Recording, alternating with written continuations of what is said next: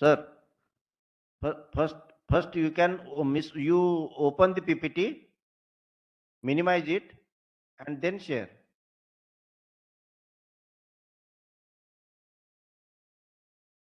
And because of this, now the world doing business in 2020, we were uh, ranked around 63 as compared to previously the more than 100.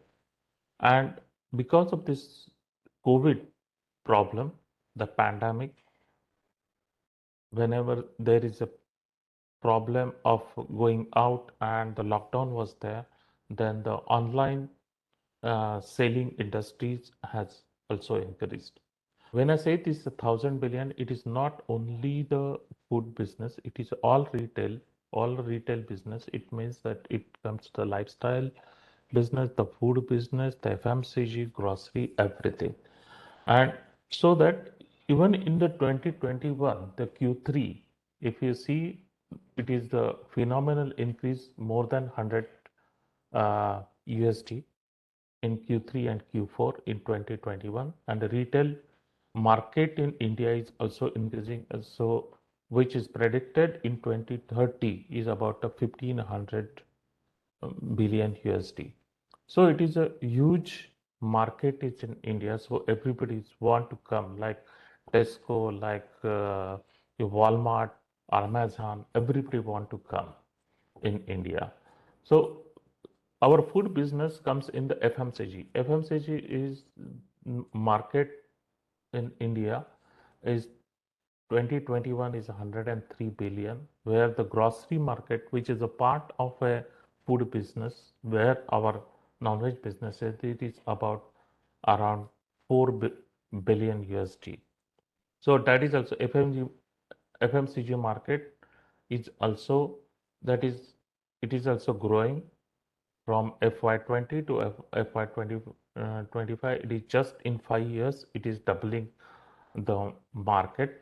The FMCG is the fast moving consumer goods.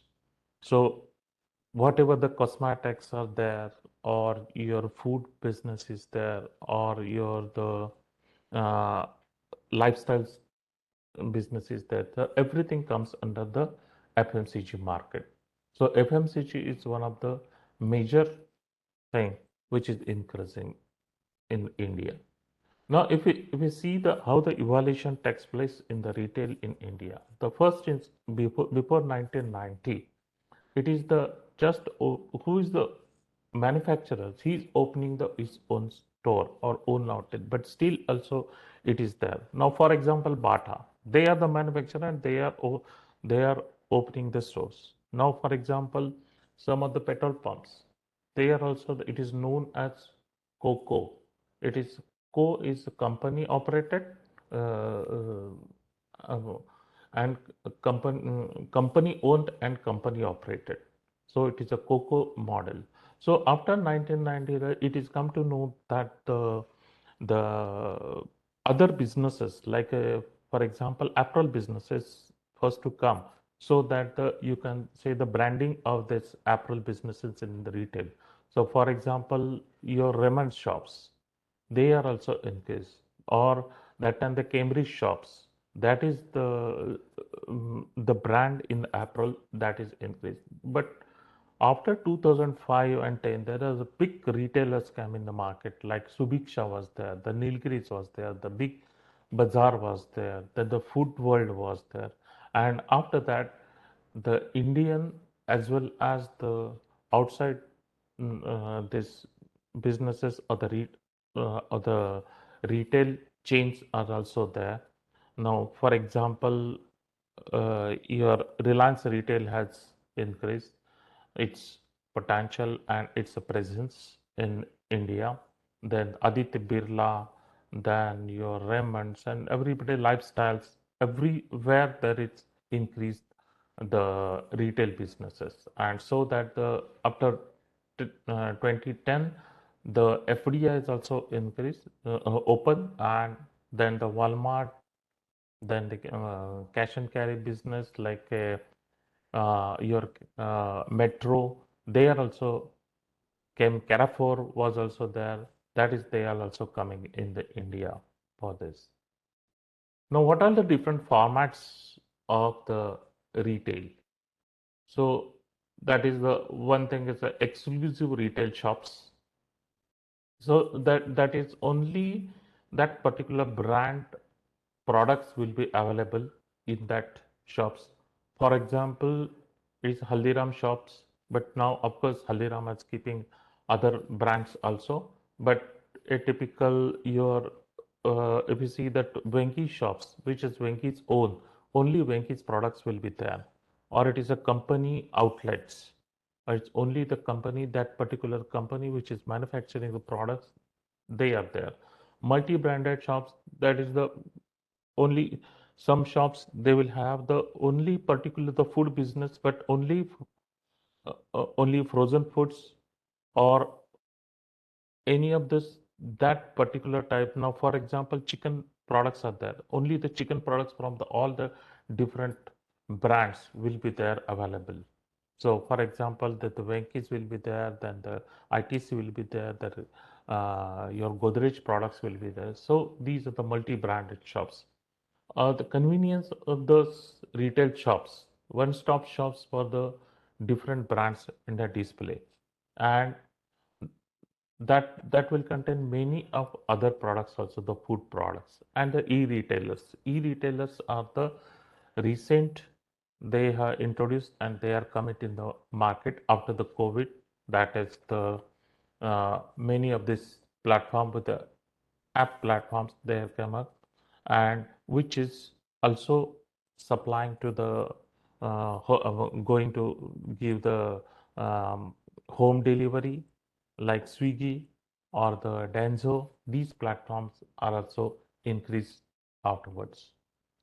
So coming to the non-veg business, so what is the industry facts, or what is the industry, how big is our animal industry?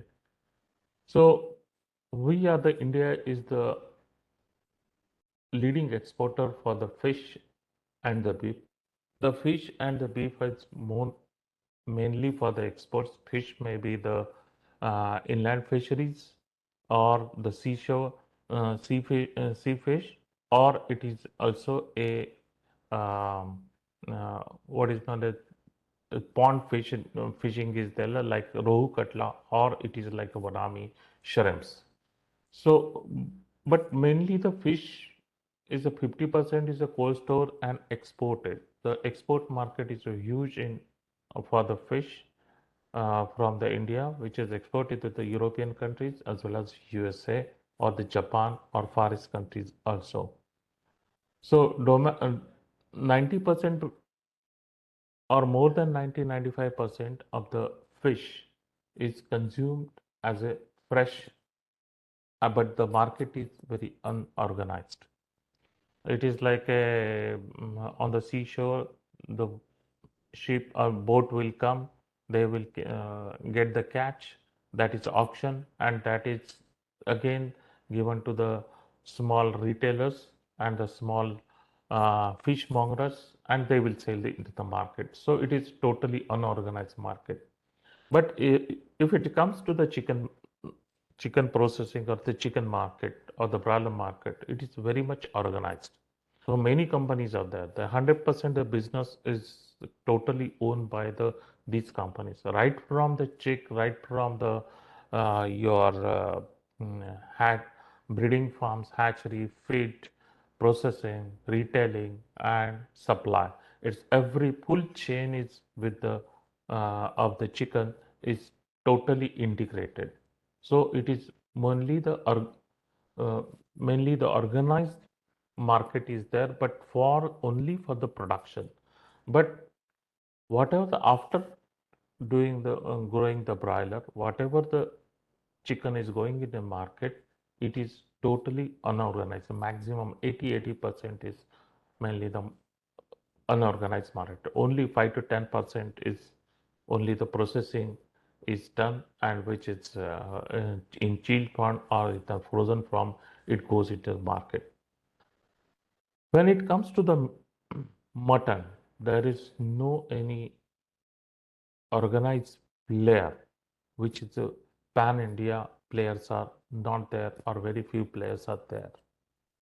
There is only the some of the Al Kabir, you can say, that is organized in the mutton market or the goat market, the domestic market, but only the sheep goat meat is only the export is more for the Gulf countries. And the majority of the slaughterhouses for the goat meat, it is for the exports. They are owned by the, or it is on the lease by these exporters, and they are get 100% control. They take the animal, they slaughter the animal. These uh, mm, slaughterhouses, that is the recognized by the APEDA, certified by the export inspection agencies, and certified by the exporting country also. The again, the fish is, as I said, that exported to the many of these countries from the Europe, USA, or Far East countries like Japan or Bangkok or Thailand. Even in the China also, we are exporting that fish. On the right hand side, if you see that the beef, in the beef, India is second largest after the Brazil. So we have got a huge potential for the beef industry as well as the fish industry in India. So what is the online market? The non-veg market industry overview.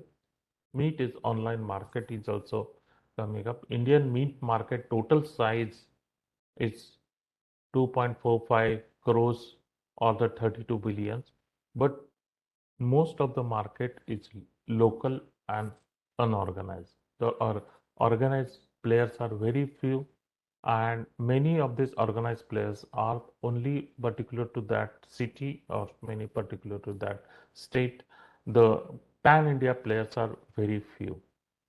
The online meat delivery today is in the crowded market, even unorganized players and service online orders, and this is happening because of the different hyperlocal delivery apps like a Dunzo or like a Swiggy, or even these companies are coming up with their own small apps, and which is doing the delivery up to your delivery to the home, and delivery to the some of the your hotels, some of these horeca segments. But if you see the total market of a meat market and online delivery, which accounts very few or minuscule is there. Only 0.2% is overall market, meat market is going for the online delivery. So overall market is 2019, only 0.2% of the market is only going for the online delivery. But this online delivery, it is increasing day by day, year by month by month. New players are coming, the old players are there, and there are the unicorn companies are also there in this non-veg business of the uh, food delivery, non-veg food delivery. And because of this, the compound annual growth is around 12 to 15% by 2024. And there are online meat players are there. There are some of the like Licious, Fresh to Home, Fifola. Fifola is the FI is for the fish, PO is poultry, LA is lamb. So Fifola, Tender Cuts, Meat Goat, Nando's, Captain Fresh, Doctor Meat. So many these companies are coming up. And this is where the veterinarian has got a uh, role to play in this. Now, these many companies they are coming up with their own breeding stock. Now, the own farms are also coming up. So, own slaughterhouses or it is processing plants also coming up, or something they are giving the meat and they are making the product as per their standards to sell with their brands. So this is something like a private label is coming is coming up in the retail industry. You will always have the nomenclature like a private label. Is private label is the product which is produced or which is done outside their premises, but the other factories, they as per their standards and as per their requirements, so that on the label it will be having that is product manufactured by that particular company but is marketed by this particular company. So this is a something like a private label. Here, the veterinarians has to be there, which can control the total input of the supply chain of this animal, right from the farms, selection of the animals or selection of the birds, antemortem, as well as the postmortem of the animals or the birds, and the certifications and the quality control in the processing plant, or checking or auditing of the processing plants. So with this, mm, we say that India has got a good number of non-vegetarians, but still we can say that India is a non-vegetarian country, but still we are the protein deficient. So on the left-hand side, if you see that in India, there is green dot and red dot. Both of the red dot is a non-veg uh, consumptions, and green dot is a like a vegetarian consumption. If you see that the south, like Tamil Nadu, Kerala, Andhra Pradesh, Odisha, that is mostly they are the non-vegetarian states, or east side is also not. If you say go for the west, Rajasthan, Haryana, Gujarat, or some part of the Punjab, it is more of a, or it is like a 50-50, like vegetarian as well as the non-vegetarians. If you say, if you ask anybody that is, are you a non-vegetarian or vegetarian, he will say the non-vegetarian. But it doesn't mean that he's taking the meat every day or every week, or it is every 10 days. So whenever you eat, it is, you say that it is a non-vegetarian, and because of this, they predominantly the non-vegetarian, but still they are the protein deficient. The consumers are there in India. So they are. It is like a new term has come up, like the flexitarians. So they are the actually non-vegetarian, but some occasionally they eat the meat. So these populations are there, which is not vegetarian, but it is deficient in the protein. If you see on the right hand side, that the awareness of a non-veg, or it is the high protein foods in the diet, it is the west, north, all India is 25%, but the east is the highest populations. They know that this is the non-vegetarians. 70%, 73% of the urban rich India it is the protein deficient, because even if they are not vegetarian, the deficient is there. So non-vegetarian after the COVID, how the things has changed with the COVID.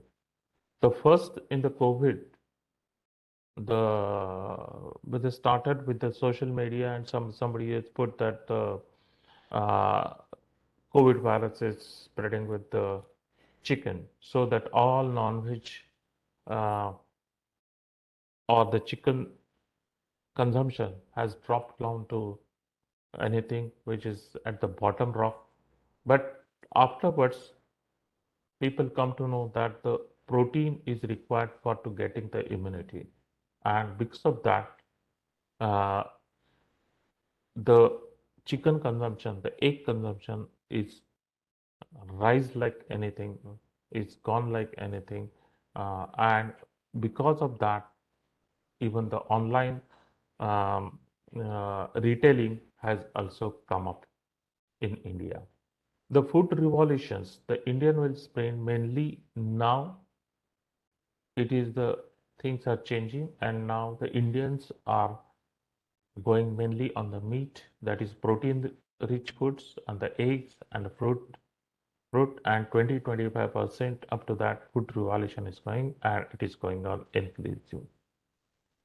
COVID has resulted greater focus on the health. Rising income has contributed the changes to the food pyramid with the increased focus on the protein and fresh produce. So because of the COVID and because of the disposable income, because of this e-retailing and the rising income, the protein rich food and the fresh produce consumption has increased in India.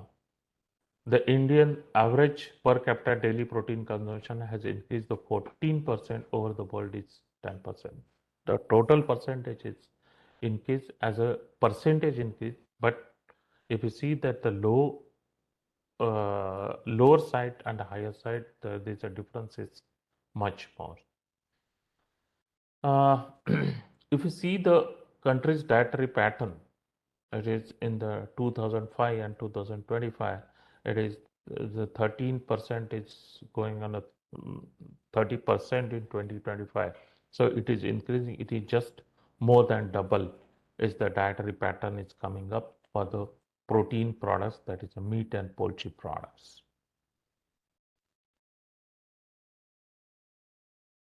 This slide shows that how the e-retailing is increasing. They are predicting around 120 billions, and India ranked as 140 million by 2020. E-retail shoppers number is China is on the highest, India is on the third in this e-retailing shoppers. So everywhere the e-retailing as well as uh, the e-business is also increasing day by day. The new companies are coming up. So why the retail is increasing? It is because of husband by both are working, metro cities, age group, and they read the newspaper, so they come to know that uh, what are the new things are coming up, what is and all the information technology. They are the brand conscious, and high disposal income is there. So this is the consumer profile of the today's uh, non-veg eaters or the retail consumers. So how it had changed from the modern times. The previously the stores or the retail stores or the meat store, previously the meat stores are, there is nothing, it is like a butcher shop. But now but previously the all the retail or the grocery stores are like, they are not stacked any of this product. It is only in the small gunny bags. It is located. It is a small location. Dry, only the dry items are there. No weight items are there. Daily items, only the daily items are there. Uh, Display is only the total cost, and no parking areas is also not, the loyalty programs and use of technology knowledge. But hello.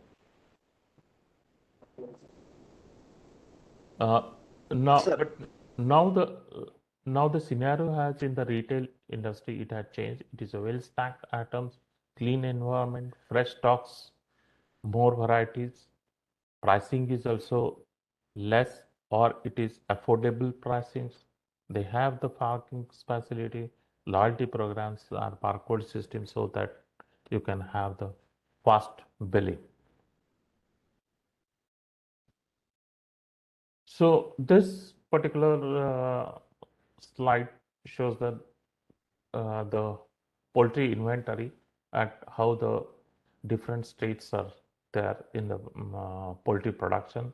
Tamil Nadu, Andhra, Telangana, which is in the highest in the chicken production or the broiler productions. If you see the poultry meat consumption, it is from the 13 to 21, it is always on the increasing trend, and still it will go on increasing trend because our consumption is much less than as compared to our nutrition Institute of Nutrition, Hyderabad, as per their recommendation. Generally, they say that daily your consumption of the protein has to be there as per the your weight in kgs is equal to gram proteins. So there is good demand for a chicken as well as the meat and the eggs. So this is how the customer spend on the food and groceries financial year in 2020. So, what is the non-veg food categories or different or in the retail industry? It is mainly the chicken, mutton, fish, eggs. These are the major items. The frozen products like ready to eat or ready to fry products. Some of the ambient products like retort products. Some chilled marinated products are there, and cooked products just they are cooked in the rotisserie and they are served to the customers. So these all the this category, there the role of veterinarians will be there. Even if it is a fish is not in our uh, uh, in curriculum or but when you are in the retail industry or retail business and you are the veterinarian, only the chicken mutton is there, the fish also you need to know that what are the how is the supply chain is there, what are the quality parameters and how to check it, because fish is the major atom or it is a profit get profitable atom in the retail industry. So just to get that, what is supply chain? Supply chain is a system by whom this organization, people, technology, activities, information, resource, or everything is involved for what? For moving a product like fish or anything, or the fish or the chicken or the services from supplier to customer. There is a supplier or there is a producer, and that product has to move to the customer. So it might be a um, from the farm to producer, producer to store, store to customer. So these are the different type of the supply chains are there. The supply chain activities transfer the natural resources or the raw materials or the components into finished products that is delivered to the end customers. So the end customers in the supply chain is most important part where we are delivering the product. So who are the participant in the supply chain management? These are the suppliers, they may be the manufacturers, there might be a distributors in between, and the last is customers. So these four are the main pillars of the supply chain management. Now, for example, if we take the now the how the supply chain is there for the birds. Everybody knows that there are the chicken farms or the broiler farms are there. So birds are lifted from there. They are transported by the cage van or by the coops van. They come to the slaughterhouses. They from the slaughterhouses, portioning is done, packing is done. Then again in the chilled condition, they are transported to or delivered to the stores, and from stores it is delivered to the or customer purchases the product. So this particular supply chain is the most important supply chain. And as for the veterinarian, with each and every stages, the role of a veterinarian's income. In the live birds, of course, the antemortem examination has to be there, where the role is there just to check that birds are healthy, birds are not diseased, birds are free from salmonella, or the veterinarian should know that what are the notifications or any of this information from the state governments, for the local governments, from the central government, or from the WHO. For example, avian influenza.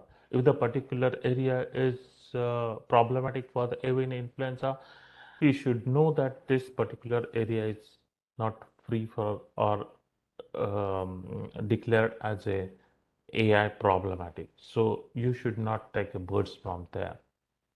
Then when you are transporting the birds, the veterinarian should know that what is the animal welfare. So animal welfare act, what is the act? How many birds has to be there in the coops or in the cages? So because of this law, the vehicle can stop at any point and your store will not get any of this product. So it will get hampered. Then in the slaughterhouses, always everybody knows that uh, postmortem and online inspection, checking, the auditing is done by the quality control, and the postmortem examination is done by the veterinarian. Then the portioning is done. Portioning, it is like in chicken processing, it is cutting the birds, deboning the birds. Then it is packed and transported to the stores in the chilled vehicle, or if it is a frozen, then the frozen vehicle. So here the temperature control is important. So if you see that if the bird lifting is done around in the morning 5 o'clock, within 24 hours or less than 36 hours, the chicken is store displayed on the store in the stores for the customer. So the chicken supply chain the chicken supply chain is only 18 to 36 hours, and that efficiency has to be there for the chicken. So this shows that vertical indication, how it starts from the building stock, hatcheries, then the contract farming, abattoir processing, and some goes for the export, some goes for the supermarket, other outlets, or the wet market, or something goes in the Horeca segment. That's Horeca is hotel, restaurant, and catering. These are the Horeca segments. This is the same thing. So the chicken meat supply chain, it is organized slaughter facilities. There are mainly this retail uh, outlets or the retail stores. They get the birds from the organized slaughter facilities. This organized slaughter, they will have the TOT, that is trade uh, terms for that of the trade agreement will be there. So what are the criteria, what are the specification, that is written down, and these slaughterhouses, they will supply as per that specification. It is not only the microbiological, it is the bird specification also. So, and these mostly these slaughterhouses or the processing plants are the in the integration from, so that they have the breeding stock, they have the hatcheries, they have the one day chicks, they have got own feed mills, they have got the own farms. So everything is under control. So they have got 100% their own management from devil chicks to the farm. So you will come to know any of the product, any of the diseases or anything is there, that birds are not coming for the slaughter, or proper withdrawal period for any of these antibiotics is taken place. And even now there is birds are coming, or there is growing is done as per the total without any antibiotics. They are using some essential oils, good vaccines, and probiotics, so that there will not be any bacterial problems, and the birds are without any antibiotics. Of course, the cold chain is also important, from processing plant to delivery to the stores. The cold chain, if it is a chilled products, then the 0 to 4 temperature is required, and if it is a frozen, that minus 18 minimum temperature is required. You need to check the temperature of the chilled products whenever you are getting the or receiving the product at the stores, because uh, you have to keep in mind that whenever you are storing the any of these chicken products in the chilled temperature, or the in the chiller, it is just to maintain the temperature. It cannot reduce the temperature of the product, which is the most important thing. So product has to be in the 0 to 4 degrees centigrade. So the packaging, again, it can be a tray packing, it can be a vacuum packing, it can be only the plastic or LDP packing. But the as a veterinarian, as a quality control, or as a in the retail veterinarian, you must know that what is the packaging rules, what are the thickness, uh, as per the law, what is the thickness is required for the plastic bags, which plastic bag, it's a PP or it is a HDP pack has to be there, what is the thickness, what has to be written or what has to be printed on the uh, packaging bags. Can we put the stapler, or can we put the rubber band? Can you seal it? How to seal that thing? That norms of the legal metrology also you must know, or the FSSAI rules, you must know that how to do the packaging, labeling, weights and measures. So with this there is another other products like this, the fish.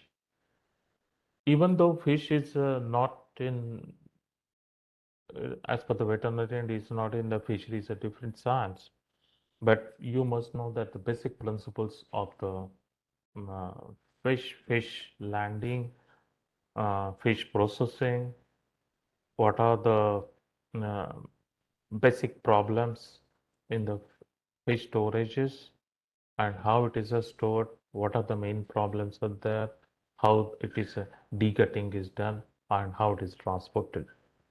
The main difference between these two, chicken and the fish, the supply chain from the farm or from the catch to come to the stores, it takes more days, like 3 to 14 days. Now, for example, if it is a fish boat is there, uh, or the ship is there inside the fishing for the fishing. Now, for the sea, it will take a catch for the 3 4 days. Then it comes to the seashore. Then there will be auction will be there for the seafood or the fish.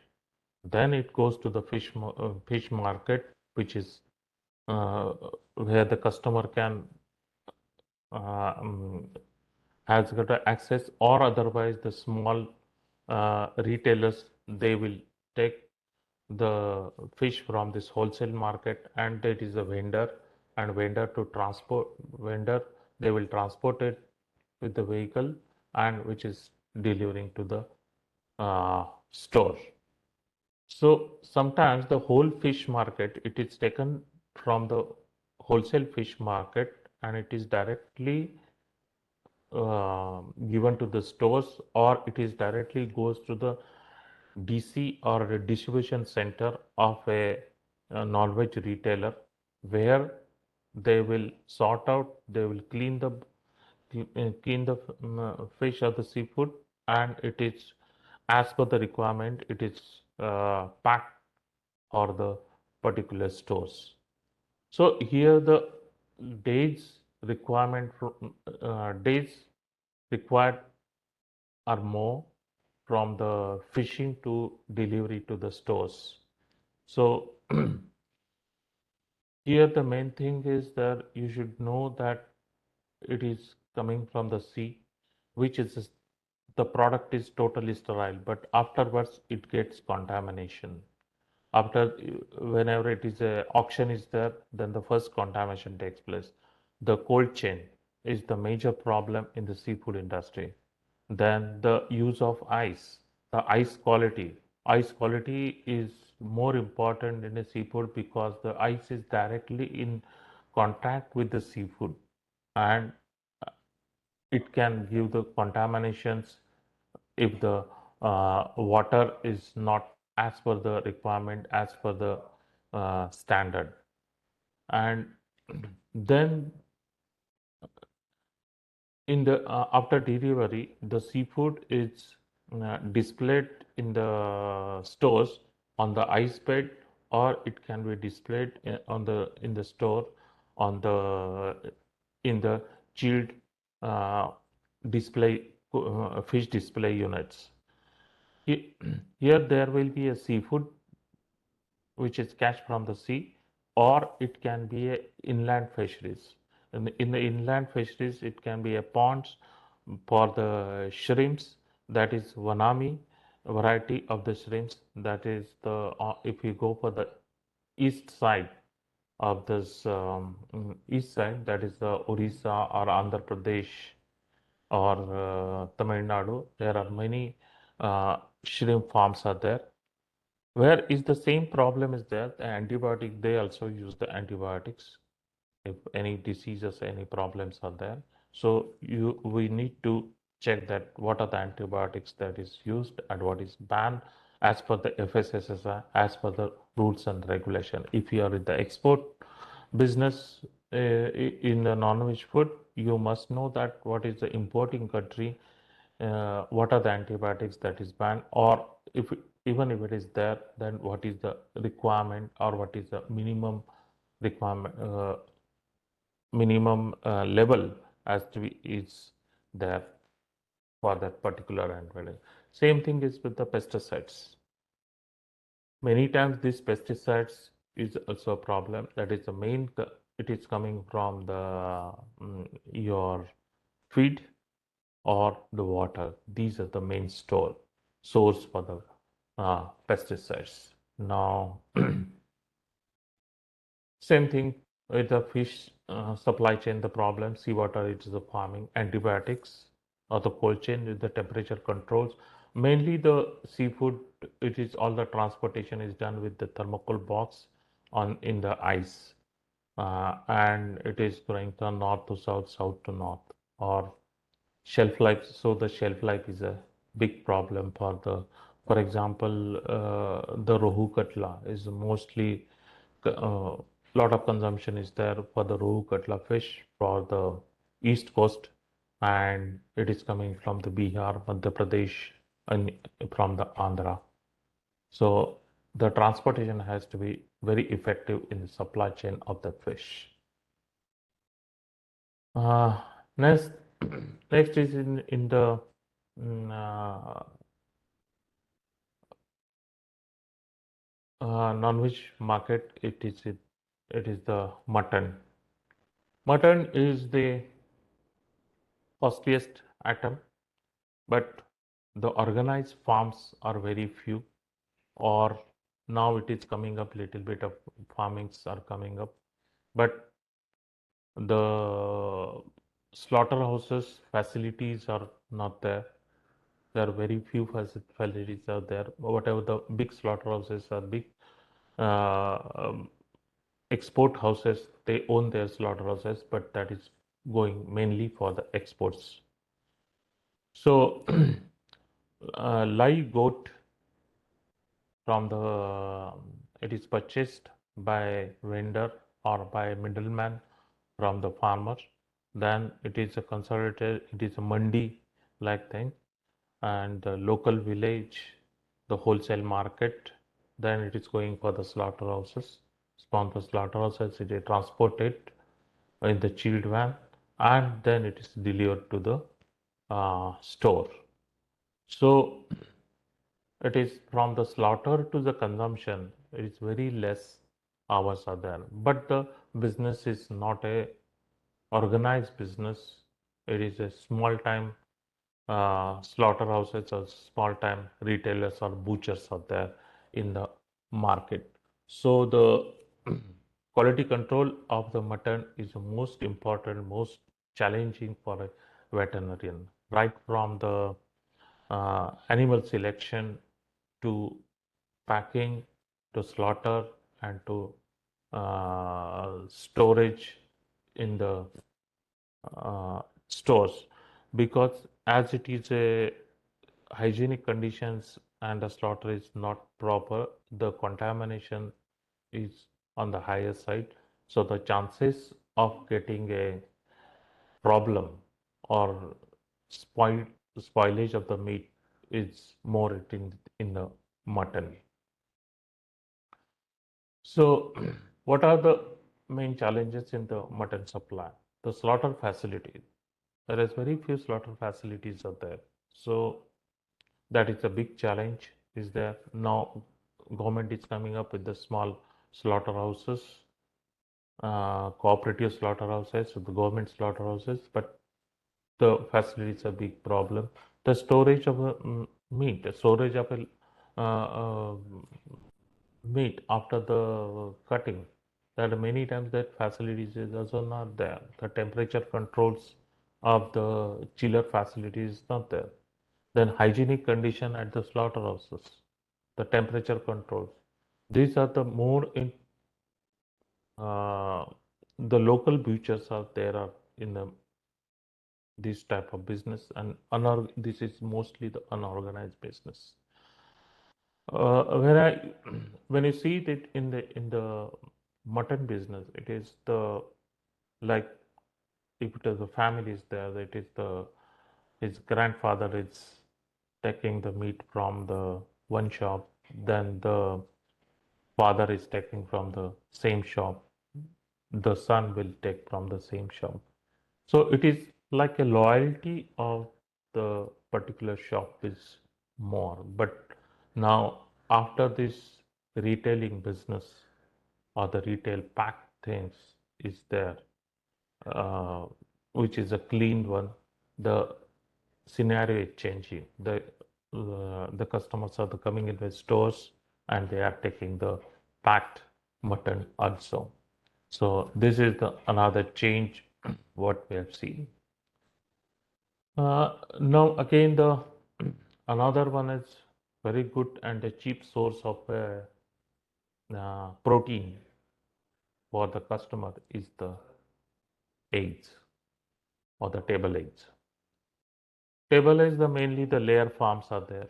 The major production of layer farms layer is the Tamil Nadu, Andhra Pradesh, and Maharashtra is the major production states in the um, total India. And these are the layer birds. There are white eggs as well as the brown eggs are there. Nutritionally, there is no much difference. Only the brown eggs are little bit on the bigger sides than the white eggs. Uh, these eggs, they are collected from the layer farms. They are cleaned with the machine, sometimes with the machine, sometimes by the only by the hand, and and they are packed in the boxes like this a plastic box, or it is a paper pulp boxes, 6 eggs, 12 eggs, or 30 eggs. Then it is transported in the normal transportations, and which is displayed in the stores. So these eggs are the table eggs. These are the from the layer farms. So many times you see that the designer's eggs. So designer's eggs is generally they say that this egg is rich in omega, or this particular egg is rich in calcium. This particular egg is rich in selenium, very selenium, which is good for the immunity booster. But as a veterinarian, we should know that how much percentage, how much quantity is there. As per the FSSI, if you are claiming anything, if you are if your label, or if that particular vendor's label is claiming anything, that this particular eggs is, for example, particular eggs is high in omega, you should have the sufficient scientific data or the testing of that product certifications, or the testing reports has to be there with you, that this particular egg contain this much of omega, this much of selenium.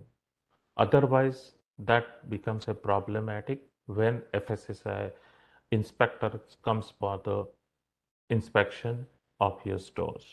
So whenever you are dealing with this type of any of this claim, for example, the selenium rich or vitamin rich chicken, or any of the cholesterol less, any of these particular products, if you are claiming anything, if you are claiming any health claim for the customer, and if you are going for the label or the claims are there, then you must have the total scientific data, you must have the product testing reports, and that is not that only one for one, but every 3 months, 6 months, as per your product, as per your the claim, you must have the testing report, which is required or which is mandatory by the FSSSI regulations. So this, as a veterinarian, we must understand, and we should keep it in mind.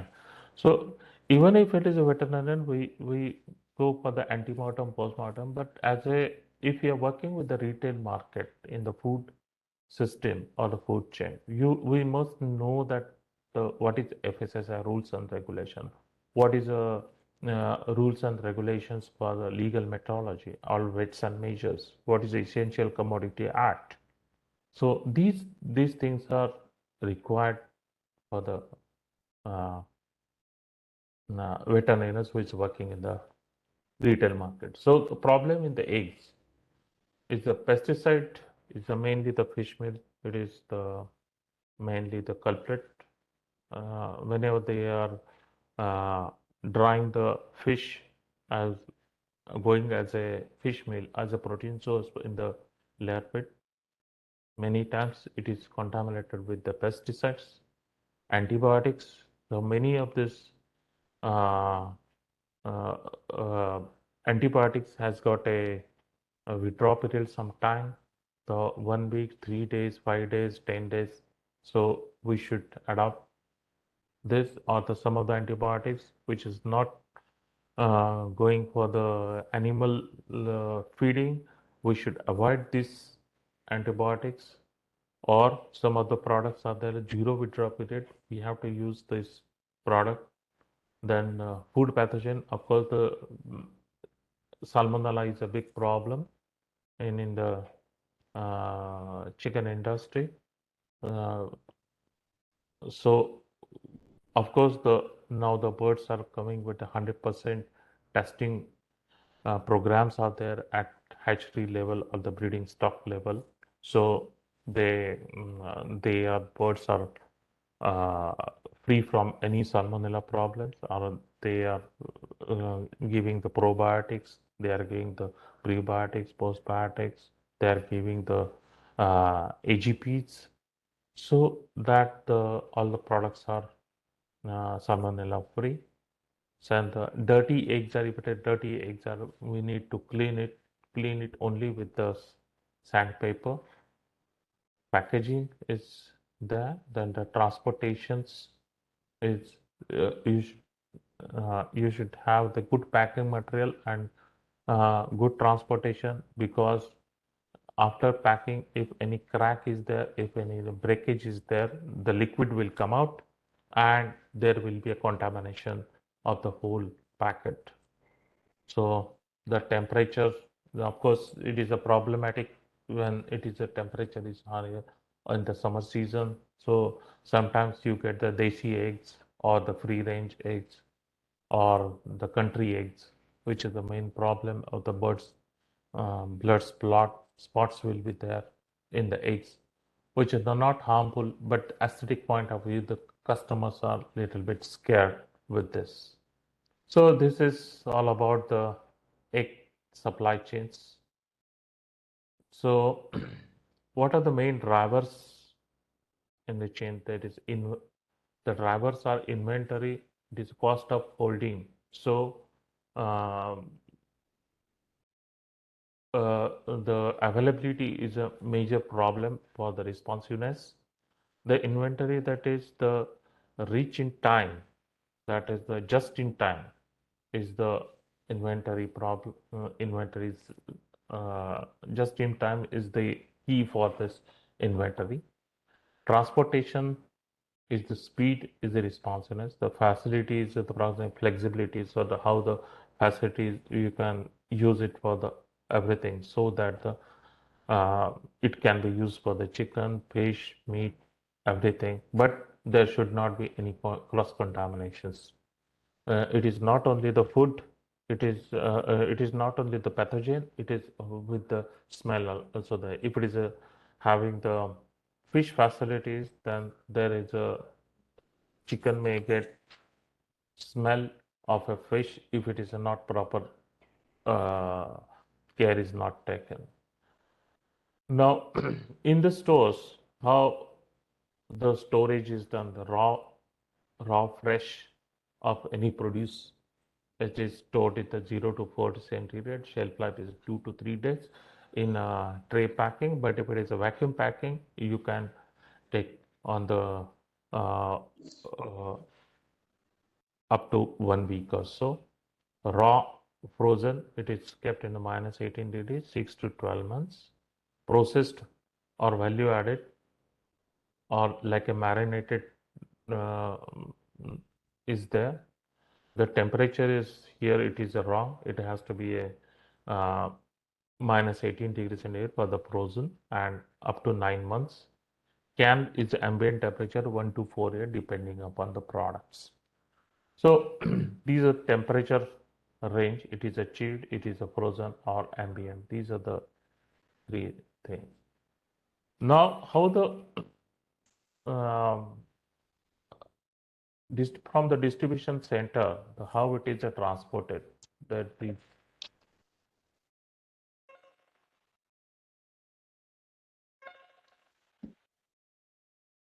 1 minute, just hold. Hello. हाँ एक meeting में करता हूँ. Sorry. When it is transported from the distribution center, because one distribution center is transporting in that particular city, there are 10 to 12 or 15, 20 or all the retail shops.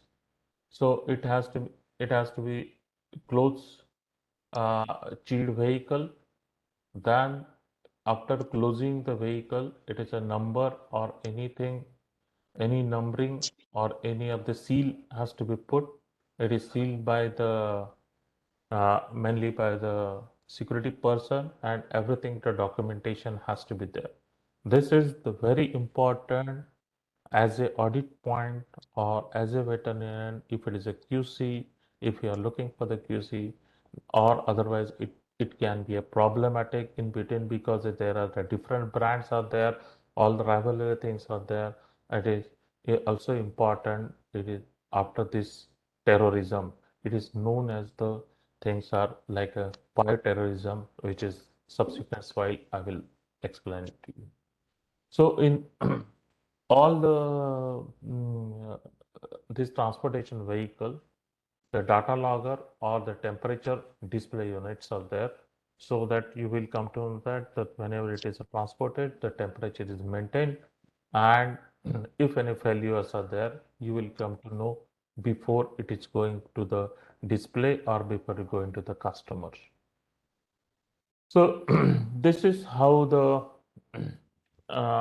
chilled products that is displayed in the open type of a chiller.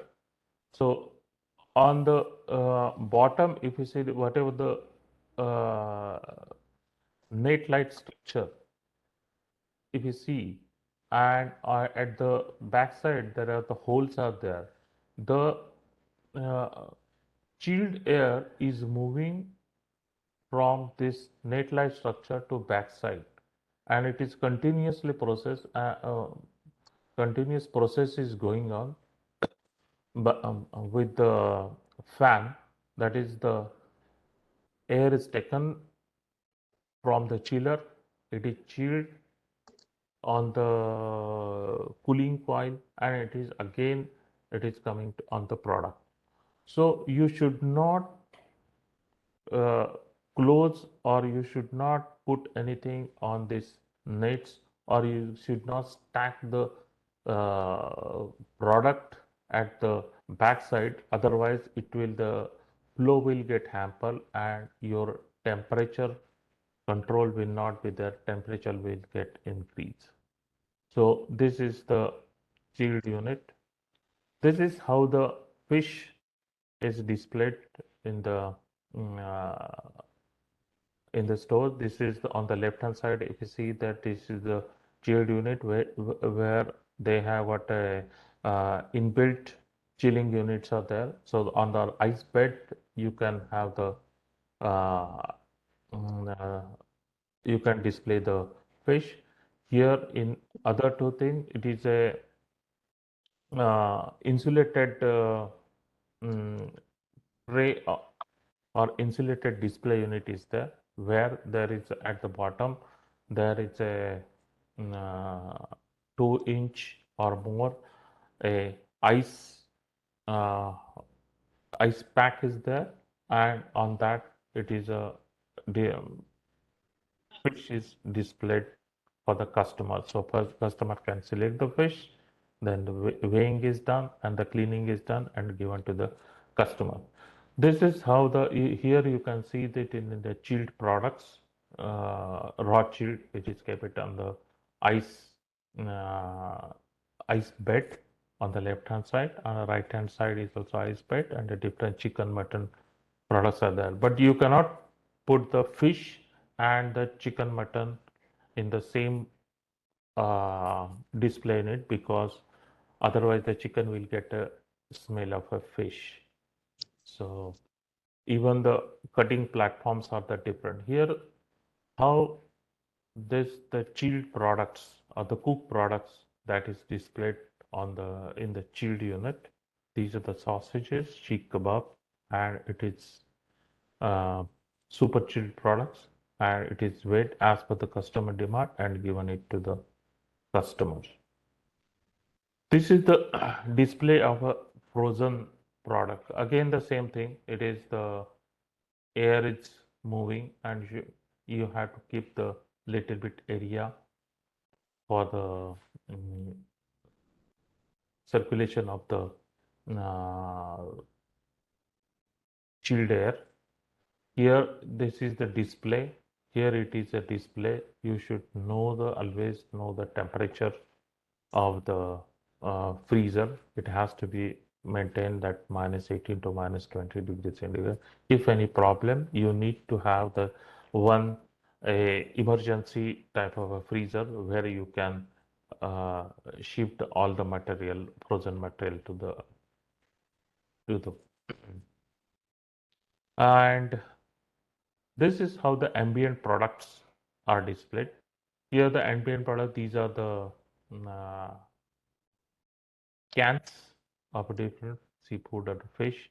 These are the eggs are there, and these are the packed eggs are there. On left hand side, or here the next unit. Here, as a veterinarian, as a quality person, you should know that as per the rule, that food products and any of these pesticides or any of this household pesticides or the chemicals which is used to kill the pest should not be kept with the nearby the food products.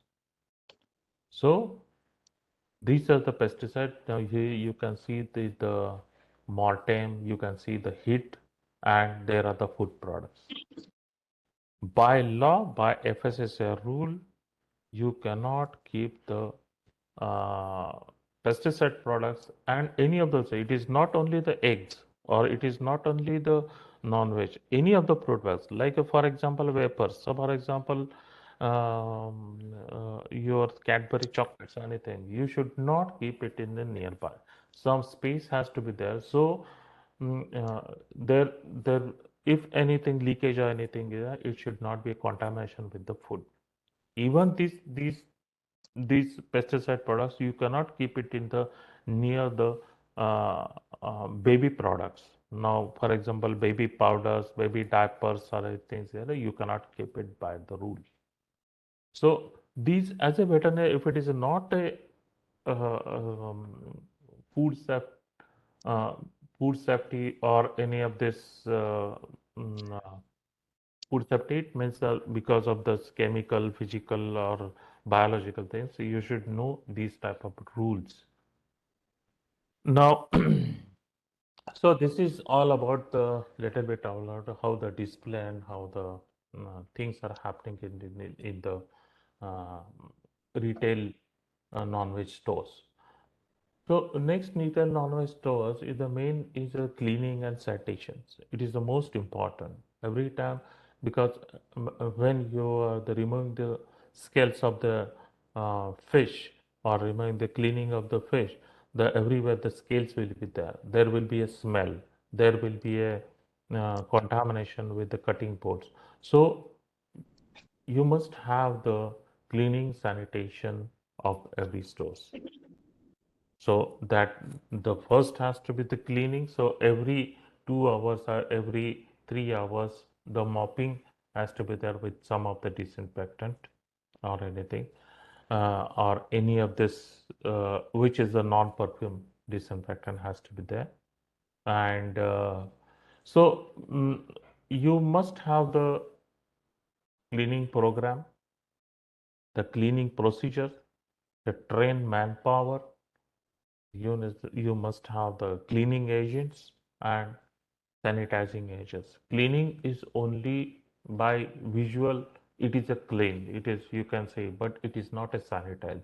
So as a for the food safety, you must sanitize the uh, uh, knife or cutting table, cutting board, or even if you can have the um, uh, some of the sanitizer or disinfectant for the mopping of those retail store floor also. So this is how the areas to be cleaned, method to be used, the frequency, cleaning, what is the cleaning material and what is the percentage is used and how to do the sanitation. So here you can have this type of a program for everything, for the cutting board, cutting tools, ice making units, small wares, or the vertical, the method, how the method is to be done. And you should give the training to all the cleaning staff. How to clean the material, when to use the first, he has to clean the material, then he has to sanitize the material. You cannot sanitize the dirty surfaces. You have to first clean it, remove all the dirty material or the mud material, and then you can have the sanitation program. Here the same thing, who will do the what? Cutting board is all associated, but the floor and overhead, anything material, overhead, any equipments are there, that has to be done by the housekeeping vendor or housekeeping person. You cannot tell the housekeeping person to clean the cutting board or cutting tools because he is doing all the dirty work of cleaning of this everywhere, the floor and all this. And if you touch the same thing with his bare hand to the cutting board, there will be a cross contamination. So you must assign the role to a associate or the housekeeping person, and you should train the person. You should show how to do that, and then you can give the whole responsibility to that person. Now, another one thing, as a veterinarian, as a quality persons in the retail, you should know that how the label has to be there. Every packed material has to, it is must that they should have the legible label. You cannot do the handwriting. It has to be legible. You can read the label. Now, in the label, there are certain things are the must. It is important, or it is a must by, or it is a mandatory as per the law. The product name has to be there. Then the address of manufacturing or processing unit. The address of manufacturing or the processing unit, it means that if I'm a um, retail shop owner, and if I'm making the product in one XYZ shop, XYZ factory, and I'm marketing that particular thing, particular product with my ABC company, the XYZ company has to have the FSSAI license. ABC company has to have the FSSAI license, and both the addresses has to be there on the label along with the FSSAI number. So this is the must. Then, as it is a non-veg product, so it has to be have the non-veg logo. Now the logo has changed to the, previously it was a round, now it is a triangle in the brown color. The product name has to be there. Use by date or BBD, that is best before date. If the shelf life is less than the 7 days, then the use by date is there. Up to that date, you can sell the product. Or if it is a BBD, that best uh, best before date. So if it is more than that, then more than 7 days, you can have the BBD. The use by date has to be there, but the date has to be there. Okay, it's not only the month. BBD, you can put the month. So, for example, if it is a shelf life is a 3 days, you must have the use by date, not the BBD. If it is a frozen product, then you cannot have the use by date. It is a best before date has to be there. So the price has to be there, like MRP, RS, that rupees, and the pricing along with the inclusive of all taxes has to be there. Then the weight of the product. What is the weight of the product? And when of the weight it is there up to 999 grams, you can have the grammage, that's 999 grams. But if it is a more than if it is, for example, more than 1 kg, for example, if it is a 1100 grams or it is a 1.1, you have to write a 1.1 kg. You cannot write that 1100 grams. But if it is a 900 grams, you cannot write as a zero point 0.9 kg. You have to write 900 grams. These are the some rules of that weights and measure, or if it is known as a legal metrology. We must have the customer care or the customer care number, which is mandatory. If even if it's something, some customer wants some information, customer want to complain, that your contact number has to be there and email ID just to communicate to the company anything. The you must have the email ID, but it is not mandatory. But a customer care number is a mandatory, and FSSI number of that unit has to be there with that proper FSSI logo and number as per their requirement. So these are the some of the label requirements.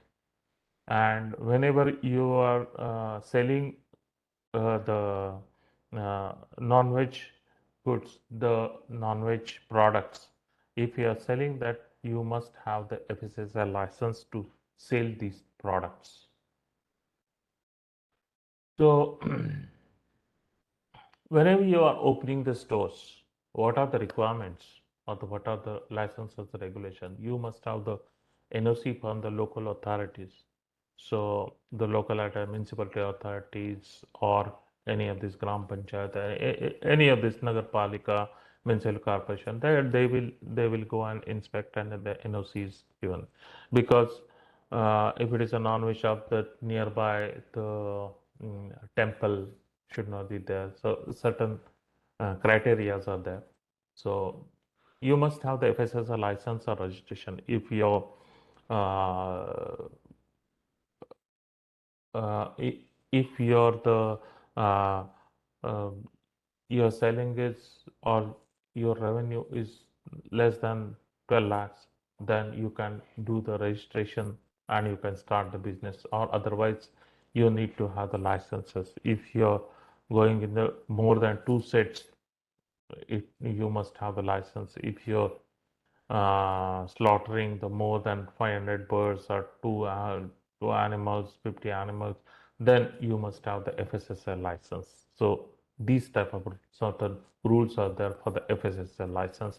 You have to give all the detailed documentations for the FSSI as per the rule that layout of the processing hall, the processing unit, then the water testing reports, medical fitness certificate of the all the workers, which has to be yearly once you must have, and was water testing. The legal metrology. The legal metrology is the weights and measures. Like your all the weighing balances has to be stamped by the legal metrology department every year. If you are even if you are changing the location of that particular balance from A location to B location, if the pin code is different, your location is different, address is different, then you must have the again re registration or recertification of that particular weighing balance. Because whenever you are shifting the weighing balance one place to another, there is a problem, maybe problem with the loading cell, and so which can show the different mm, weight, different weight of the product. So these are the major things uh, required as a quality persons, even if it is a veterinarian or any of this quality person. But one thing is, as a veterinarian, even if we are in the retail industry, the non-veg thing is that if you see that the previous slide, that FMCG market or the total food market is very big, where our non-veg or where the veterinary is required, it is very small business is there. So that always a veterinary should go it is in the bigger role of a food safety officer or regulatory officer, the whole of the retail uh, business. And that time he should know the all the different rules and regulations other than the like antemortem, postmortem, or the all other meat pathogens or the HACCP and all these things. He should know that other requirement as a quality person. Then Essential Commodity Act. So some of the like rice or the wheat or the oil or the sugars. Many times you come to know that you read in the newspaper that these are the essential commodities. So government has taken a given a notification. So that time you cannot store more than particular amount. So 1 ton or 500 kg. More than that, you cannot store it in the stores. So that is the rules and regulations with the Essential Commodity Act. Then BSI license. If it is a jewelry is there, as a good regulatory person, you need to have the BSI license. Jewelry is there, then BSI license is important. Then the household pesticides, then the for the display and for the sell, a different licenses required. So these are some of the licenses. If you go it in the regulatory after the quality control, food quality control, if you go for the bigger role of a regulatory in the retail industry, you should know that is the so in the food business, that is the one license is always take. For example, if you go for the Amazon or the Walmart or Tesco or the Reliance, the GFSI, that is Global Food Safety Initiative. This is the business initiative development of food safety management. That is the it is the organization private. It is not a government. It is a private organization, but whatever the rules they have given as per these are as per the BRC, that is the British Retail Consortium. It is one of the certification for the export to the Europe and the UK, or SQF, that is safe quality food. These are the certain requirements or the certain uh, rules or the certain you can say audit requirements. So if these these these are the more of in the GFSI, the Global Food Safety Initiative. So once you say that as per I'm certified for the GFSI, so um, the potential customer or the exporter or the importer or the big retailer really come to know that yet you have got a structured plan and comes in effective food safety systems are there, which can be as per the ISO or as per the FSSC, that food safety quality systems. So this is the GFS as once as a veterinarian. If you got in the bigger role and some of the export houses, some of the this Amazon or the Walmarts. So you should know that what is the GFS requirements. So these are the some of the um, mm, some of the things you as a veterinarian or as a uh, supply chain person, you should know that what is bioterrorism, HACCP or WASP or a TACCP. Everybody must may be knowing that HACCP, but the WASP and TACCP is the recent development in the food safety system. And this WASP and TACCP is well defined in GFSI initiative. So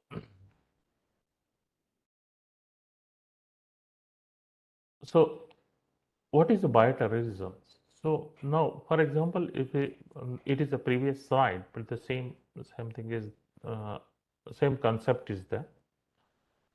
We need to have the lock and key or the certain security when you are transporting or when the supply chain is going from one place to another, because it is a food products. Anyone can do the sabotage. Anyone can do the uh, uh, contaminate the food, and that can be a problem if it is a export for the country. If it is a one company to another it is a one company in the retailer, then that there may be competition between the two retailers. So when you are transporting the any of this atom, the it has to be a closed vehicle. You must have the sealed mechanism, and with that sealing you can see that each and every seal has got a unique number which is particular to that particular company, and that number is written in the documentations. So whenever you open in the next first stores and he take all the products. So that time he will put another number and he will write down in the book. So next time when it goes to the another uh, another store, he will check that particular number is there or not. If anything, if fill pledges or anything sealed number is cut off, then he will not take the products. So it is just to um, just to safeguard the customers, to safeguard the business owners or the retailers from this any sabotage or any terrorisms, bioterrorisms. So next is it is different terms are there used HACCP, WASP, and TACCP. TACCP from a it is the HACCP. Everything is we know that it is when it is started from the long back when the NASA and astronaut they want to go to the moon. That time this system of the HACCP, all the HACCP system has started, which is with the 7 different principles. Uh, and so that the process has to be checked, and whenever there is any problematic point or any of this hazard is there, it might be a biological or chemical or it is a physical hazard is there, then we that is well taken in uh, considered and the proper system is blessed so that there will not be any problem for the end consumer. But WASAP and TASAP is much more, it is a new, but it is a little bit of interrelated. So essentially, where is all these three, HACCP, WASAP, and TASAP, if it is totally three things are put together, then your product is uh, safe and intentional and unintentional contamination will not be there. ASAP is going as a only intended to prevent the unintentional contamination. It is not intentionally done. Contamination might be unintentional by the process the contamination takes place and you can have the critical control points and so that the whole system can be will be in the place with the CCPs. So HACCP will be keeping the food safe for the accidental and natural risk of the food safety. It is with the set principle. It's regulated by the not enforced by regulated by any of the single organization. It is a different from any of the organization.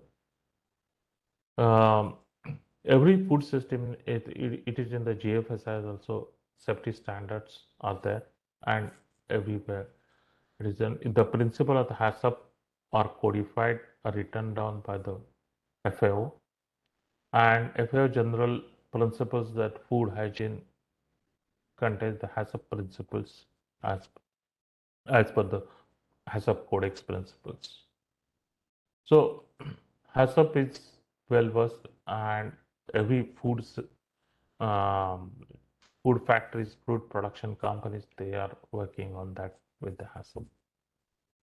But what is a WASP and TACCP are the terms or during the 2010, these new standard agencies are come up into considering the method prevent the food frauds or the malicious tampering. WASP is the prevention of economically motivated food frauds and TACCP is a food defense, prevention of malicious threat or sabotage. Uh, so in HACCP, it is a food safety. It's mainly on the food safety. It is unintentional, uh, unintentional contamination. But when it is a TACCP, it is a food defense. That is the Sir. many times. Hello? Sir. Yeah. Sir. Murukar sir is having a meeting, sir, in the afternoon. So, Just don't although, slides. yeah, Two slides. excellent information. Yeah, but sir is Just two slides finished. yes. Oh, Yeah. yes, sir. Yes. Okay. Asset is the ideological factor if anything is there in the country. They are it is intentional sabotage is done by a country A to country B. Now, for example, the putting some toxic substance in the product.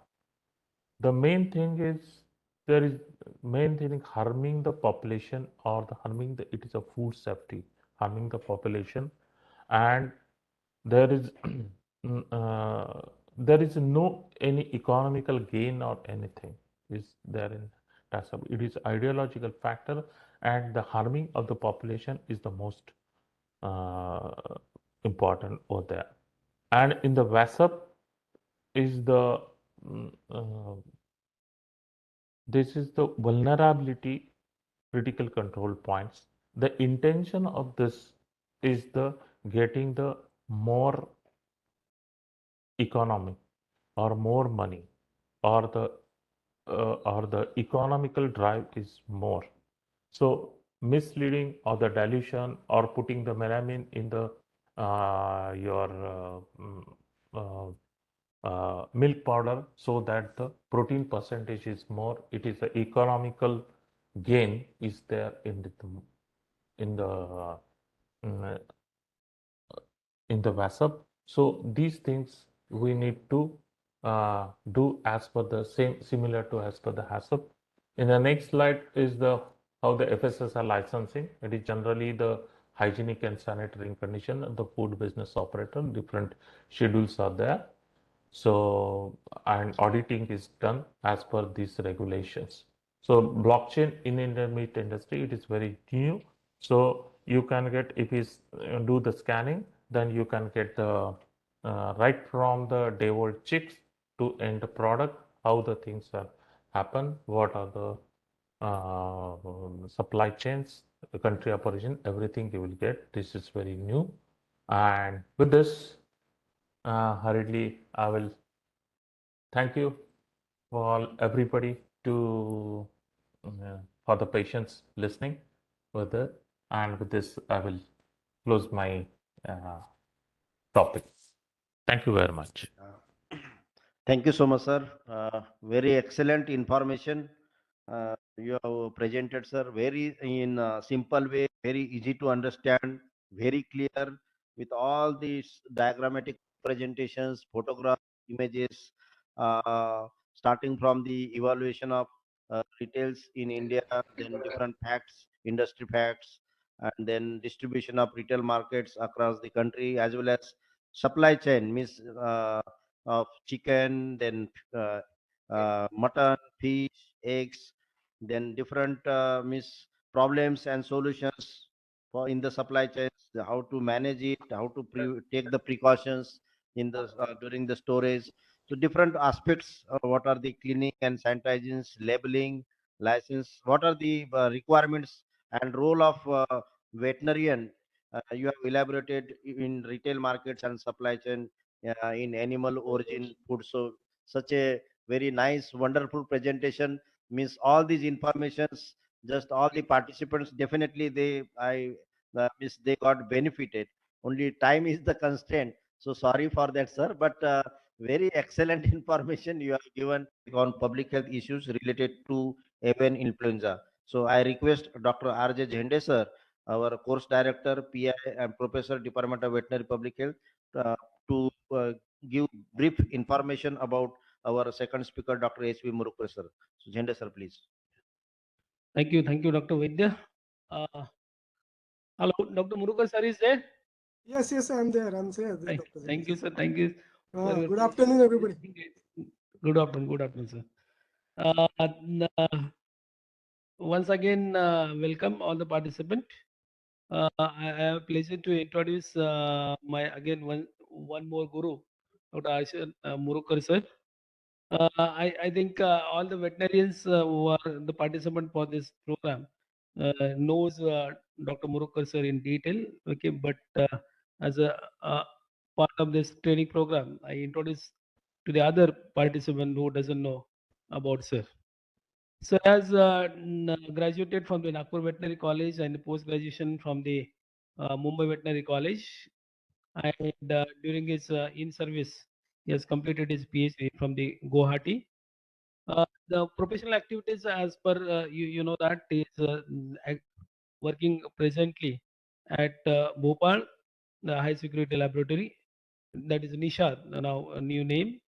Uh, for the last 26 years, he has the experience, and he has as a part of his expertise in the diagnosis of the various viral diseases where is presently is working. He has visited various countries for such a training programs like USA and FUS workshop, which is held in the Australia, and panel discussion on the intersectoral of the science and security. That is a case study approach organized by the National Science Advisory Board for the Biosecurity, National Institute of Health, Bethesda, Maryland, USA.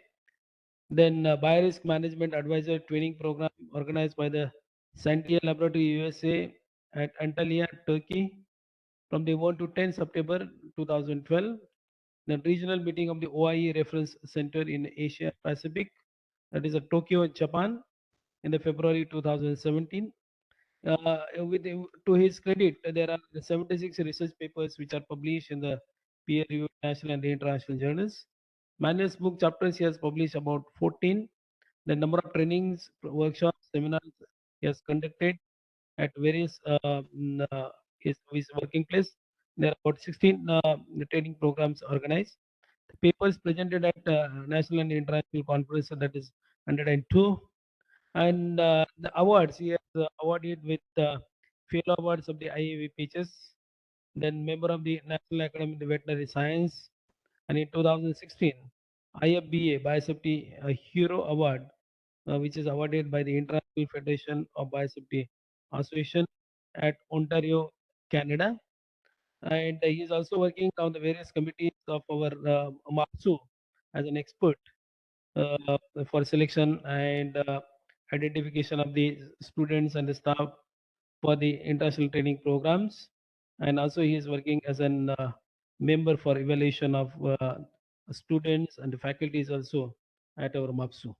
So with this short brief introduction of the Dr. Ashad Murukar sir, I invite Murukar sir to present his talk on the public health issues related to the avian influenza.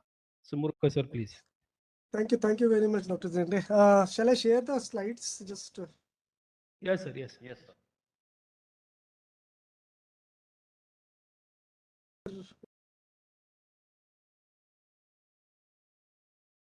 Dr. Zende, for all the kind words that you talk about me. I won't waste much time on particularly with the topic that we are dealing with. This is one thing a little different because most of you would probably be from food safety area. So, but then this is one area which I think would be very important for you to get an idea about. Vilas, how much time do I have now? Because I don't know how this thing. So, as per your, sir, convenience. No. That sometimes that becomes very harsh for my participants. So Yeah, you can take anyway, up I'll try and finish it within 45 minutes to 1 hour, so that we can get. So if that is okay, then I'll just start my this. See, 2006, you must have heard a lot about bird flu scare that we had. And you remember, in 2006 when it first came in Maharashtra, Gujarat, and MP area, what had happened was there was a massive amount of panic all over the country. And suddenly what happened was people stopped eating chicken. The cost of the prices of the, poultry and meat and eggs, it went down sharply. It created a huge havoc in entire poultry business. And the reason was there were so many things which were unknown regarding bird flu or avian influenza disease that actually came for the first time in our country. Avian influenza was always there, but the strain of avian influenza that came in our country at that time, it was called H5N1 or highly pathogenic avian influenza, that created a lot of major economic, in fact, I would call it a disaster for that particular period of time. And that is where, we started actually working in our lab, particularly related to different kind of aspects. Now, that was one point where, people, each and every person in the country was scared of with bird flu. And then we had a lot of this, press clippings and everywhere, all the press was talking about it. Now, from that era, now we have come to some sort of a situation where, people have started doubting regarding the regarding the scare that we are talking about. Is it really that dangerous? That is how we have come to, from being very scared to absolutely, very relaxed. And that is where, I thought this lecture would be apt, particularly for people who are involved with, poultry industry or poultry meat or any, particularly in our country. And this becomes one of the important areas of particularly One Health research, because what had happened was, we know that, there are a lot of diseases that we are talking about, particularly in this last decade, where most of the diseases which humans are suffering have been found to have some sort of a, animal predisposition, right, at the beginning. So most of the diseases are zoonotic, and that is where, One Health becomes very important. And even the WHO in 2019, when they talked about different kind of global health risks, they actually talked about a threat of a global influenza pandemic, which could come out of, avian influenza disease, which may be spreading in the poultry industry. So that is where, avian influenza becomes extremely important. During my lecture, I will try and explain it, try and explain to you why avian influenza is an important zoonotic pathogen, in spite of the fact that so far there hasn't been marked kind of a, fertility or infection in human beings right now at this moment. But then, what is its potential? That is what we are actually going to discuss about. Little bit of virus. We need to know a little bit of virus. I don't want to go very deep into virology of avian influenza virus, but we need to know a little bit about the structure of the virus for us to actually understand why, avian influenza is an important virus to talk about in terms of One Health. See, this avian influenza virus, there are three things which are important for us to understand. One is, it is a multi-segmented virus. So it has got, 8 different segments of genome that this particular virus has.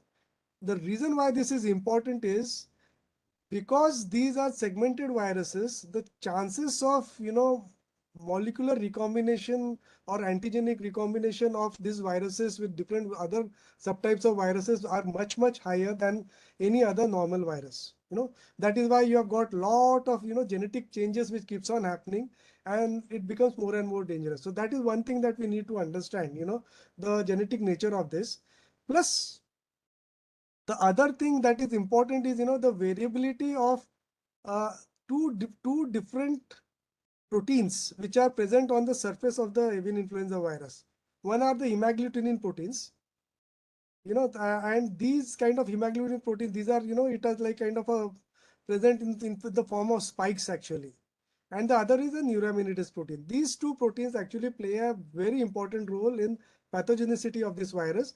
And these are actually encoded by two different genes, hemagglutinin gene and one is NA gene. So HA and NA genes are what are actually the most important aspects of avian influenza virus in terms of, its epidemiology, in terms of its zoonotic potential, in terms of its transmission from birds to human beings or other mammals. And that is why, it becomes extremely important for us to understand. The thing that is important is, the different subtypes we have. For example, HA subtype, the hemagglutinin subtypes, it has got 16 subtypes in wild birds actually.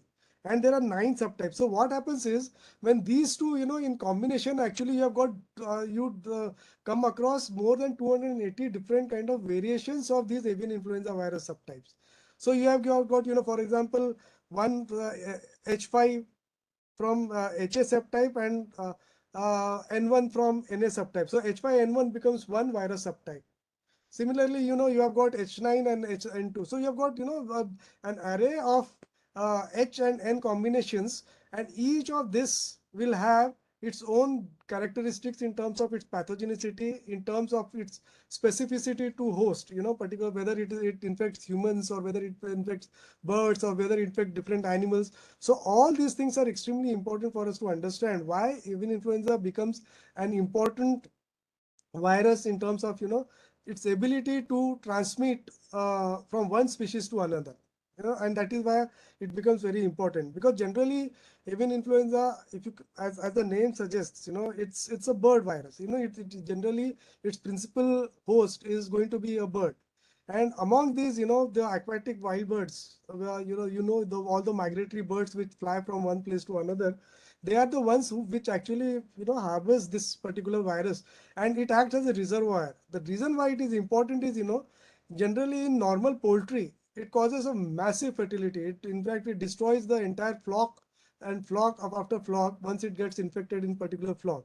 In case of these wild birds, they don't actually kill the birds, and because it doesn't kill the birds, so the virus keeps on propagating in these birds, and these birds then shed this virus for a very long time.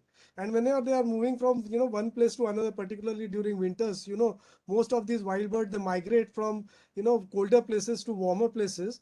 This is the time when actually they keep on spreading or shedding the virus and infect the local poultry. That is why you will see most of the bird flu outbreaks that take place, they take place during the winter season, in particularly in birds. So there are two terms which are very commonly used in whenever we are talking about avian influenza as a disease. One is a highly pathogenic avian influenza and one is a low pathogenic avian influenza. As the name suggests, highly pathogenic avian influenza causes massive mortality, particularly in birds, and it spreads rapidly. It kills virtually, almost 80 to 90% of the birds which actually get infected. The other is the low pathogenic avian influenza. This low pathogenic avian influenza doesn't actually kill the birds, but what happens is it reduces the production of the eggs, and then in combination with other disease there could be a little bit of mortality also in the birds, but they remain in the environment for much longer time.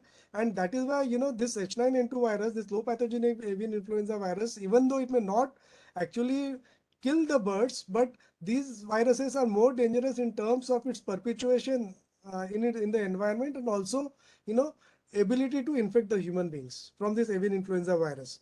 So that is where this becomes extremely important. And when you see in our country, right from 2006, virtually every year we are having this outbreak of avian influenza, highly pathogenic avian influenza in our country, because we have got a stamping out policy wherein we decide to kill all the birds which are infected with highly pathogenic avian influenza. Not only all the birds which are infected, but all the poultry farms, all the birds within 1 kilometer periphery of this particular uh, farm where this avian influenza outbreak has happened, we destroy all the birds. And this is how we keep on stamping out this avian influenza outbreaks every year. So even though we have got this outbreaks every year, they are still controlled because of what we call the stamping out policy that we have. Now, when you see, right from the beginning, 2006 to this, avian influenza not only affects the birds actually, but it also has started affecting different this thing, particularly the crows. And the involvement of crows, in avian influenza outbreaks has been increasing more and more during the last few years. And not only the crows, there are other species of birds also which are actually getting infected. So what is happening is avian influenza virus, which is primarily meant in poultry and other water birds, it has already crossed one species barrier. It has crossed from birds, the normal poultry, to crows. Now crows, we know crows are actually peri-domesticated birds, so they are very closely associated with our human inhabitation. So what happens is, even if you may not have a poultry farm around your area, geographical area, these crows would then be responsible for transmission of avian influenza virus from poultry areas to the areas where human inhabitation is very high. And that is why, it becomes more and more risky in terms of the transmissibility of these avian influenza viruses from, normal poultry population to actually humans. So this is what normally, this is what again I'm showing you, every year we have got these kind of, different areas where, birds are getting infected, particularly in poultry industry that we have. And not only that, then H5N1 was one that we had actually a problem from 2006 onwards. In 2016 onwards, another highly pathogenic avian influenza subtype came in our country, H5N8. The reason why I'm uh, uh, uh, telling this to you is how, different kind of subtypes keep on entering in our country, and then it creates more and more uh, problems in terms of molecular epidemiology or spread of this virus in our human population through this. And in fact, what had happened was this H5N8 outbreak that took place, actually it happened in Delhi Zoo. So what had happened was these kind of pelicans, so they had migrated from other places in this thing, from particularly the Siberia and those places, and they actually inhabited it in the Delhi Zoo. Actually, there are a lot of water bodies in this Delhi Zoo where, these birds actually got infected. And then when they got infected, there was mortality. Now you can imagine in a place like Delhi, right in the heart of the city, if you have got a bird flu scare, then how the things become complicated. So what they had to do was they had to shut down the zoo for 2 months. They had to actually, destroy all these birds which were actually there, and then somehow, we kept on carrying out we actually tested all the environmental samples, the pond water, the soil, the feces, everything. And then after 2 months, we actually cleared the zoo for, re-entry of public right into the zoo. So these kind of outbreaks have been happening in our country. And as I told you before, highly pathogenic avian influenza, it causes, 100% mortality. You'll see all the birds, in one shed dead overnight. One bird would probably show some symptoms in the evening. By next day morning, all the birds would have succumbed. And that is where, the avian influenza becomes a big problem in poultry industry. In case of low pathogenic avian influenza, I told you, they may not show apparent very severe symptoms, but they may cause some sort of a production losses in particularly in poultry industry. The problem is the fact that avian influenza virus is still present in our poultry industry means we are much more vulnerable of this virus being transmitted from these birds to us. And that is where, things become very tricky in terms of, its control actually. So in our country, what we have done is we have got this kind of a policy actually, where, we carry out stamping out. So what happens is whenever there is an outbreak in a particular poultry farm, all the birds from different farms in that 1 kilometer periphery, they are all actually destroyed, culled. So that, the spread of infection from that particular focus or the nidus of that particular area is actually, stopped. After that, we carry out decontamination. Then there is a movement and quarantine control. And in some of the areas, now the government of India has also recommended that some sort of a vaccination policy should come into place, at least to ensure that our grandparent stock or the precious, genetic stock that we have is actually protected from this virus. So that is one thing that we are actually thinking of doing this. This H5N1 that we talked about is, everybody knows that, this has created a lot of problems. And actually, whenever we talk about bird flu as such, we generally, refer to H5N1 subtype of avian influenza virus as the major causative cause. However, world over, the other subtypes of these viruses have also found to have infected human beings all over the world. And that is where things become a little bit more challenging. When you see this chart, WHO, this is to 2021's data. when you see actually number of cases that have been reported, and I'm talking about the number of cases that have been reported, not the actual number of cases which may be prevalent, because if there would be many uh, cases which might have gone unnoticed, or people might have confused it to a normal flu virus.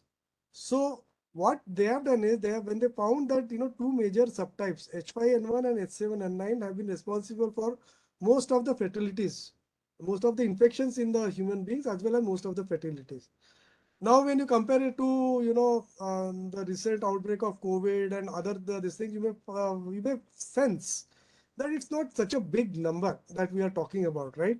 And that is why sometimes what is happening since the last few years, there has been some sort of a lackadaisical approach to how we are going to handle avian influenza. The scare that we had initially, in 2006, has given has been replaced with a certain amount of carelessness in terms of how we treat this particular avian influenza virus outbreak that happens in our poultry industry. And that is why it becomes very important for us to talk about as food scientists regarding what could be the issues that could come across. One of the things that we always talk about, there are two different things that we talked about. One is a pandemic and the other is epidemic. So pandemic is one situation which we had during our COVID SARS entire episode that we had. And in fact, we are still going through it. So what happens in this case is, see, there are two different viruses that we are talked about. Suppose this is a human virus and this is an animal virus. Human flu. We have got this normal flu which comes every season, seasonal flu that we talk about, right? Which comes every year. But we all know we just get a common cold. Maybe a few of us may get some fever, but then most of us, we actually recover from it. So it's not dangerous. But what happens is this human flu virus actually it spreads to a large population. Whenever there is some sort of a flu, this thing outbreak, it actually a lot of people are involved. In case of bird flu outbreak, whenever it happens even in the same region, what would happen is suppose there is this human flu virus which is already present in our ecosystem that is there, and suppose there is a bird flu outbreak somewhere around that ecosystem. The chances of these two viruses reassorting, that is this genetic material, I told you, there were 8 different genes that we already have, and all these genes are responsible for developing of a new virus. So if suppose there is some combination, some viruses, some genes are shared between this avian influenza virus and then human virus, and once it shares, and this particular virus that has come up, because of sharing of this gene, we really don't know how it can happen. There are two scenarios. See, you can imagine the fertility of or the pathogenicity of avian influenza virus, which can happen in birds where 100% people are or birds are killed. That if suppose this particular virus acquires that fertility or that virulence, and if the same virus also acquires ability of this human virus of spreading or spreading across a large human population, then you can imagine what this havoc this particular virus strain could cause. That is why avian influenza virus becomes extremely important for us to talk about in terms of zoonosis. It's not just that right now people may not be suffering, but this chances of this occurring are very, very high, particularly with the kind of climate change that we are actually experiencing, and particularly the kind of movements, people to people movement that we are having, the kind of our food habits, particularly in terms of our consumption of our poultry and this thing. So that needs to be taken into account whenever we are talking about any kind of a potential pandemic or epidemic situation. So in the last 20th century, in terms of flu, we had 3 major flu kind of a thing. Plus now in 2019, we also not 2019, 2009, we also had one. You must be remembering, what we call swine flu. We discussed about swine flu again. We remember, I don't know how many of you remember, there was again a huge panic which was caused because of this so-called swine flu. Later on, it has been established that it wasn't actually a swine flu, it was a human influenza virus which had actually acquired some genes from pigs. And that is why it becomes very important. Now, when you come across this, you see so many of these outbreaks of actually pandemics of influenza virus which have taken place in our country. Okay. Now see how things become very tricky in terms of our avian influenza. See, 1998, this thing virus, or 1968 flu that we talked about, or even 1918 flu. See, what had happened was, I told you, these are the 8 genes that that was there. In all these pandemics that had happened before, there was some sort of a mixing of these genes which were present in birds, and they got mixed through pigs, and they infected the human beings. So even in case of, for example, the pandemic H1N1 that we talked about, the swine flu that we talked about, actually you see there were some genes which were already present, which were actually did not change, which were present in human beings, but there were some genes in the virus which were acquired from birds through pigs, and there were some things which were acquired through pigs into this. So there was this recombination of all the genes from 3 different species: birds, pigs, and humans, which actually resulted in developing of a new subtype, which was called, pandemic H1N1 subtype that we had, commonly called as swine flu. And in fact, it wasn't a swine flu. Only few of the genes were shared by the swine flu virus. So this becomes very important for you to understand why we need to know about avian influenza viruses potential to cause a major zoonotic pandemic in human beings, particularly whenever these genes are transmitted. That is why it becomes extremely important for us to study. And similarly, H9N2, as I told you, like when I subsequent slides, I'll show you how, it actually spreads into this. Generally, H9N2 virus, it is present in poultry.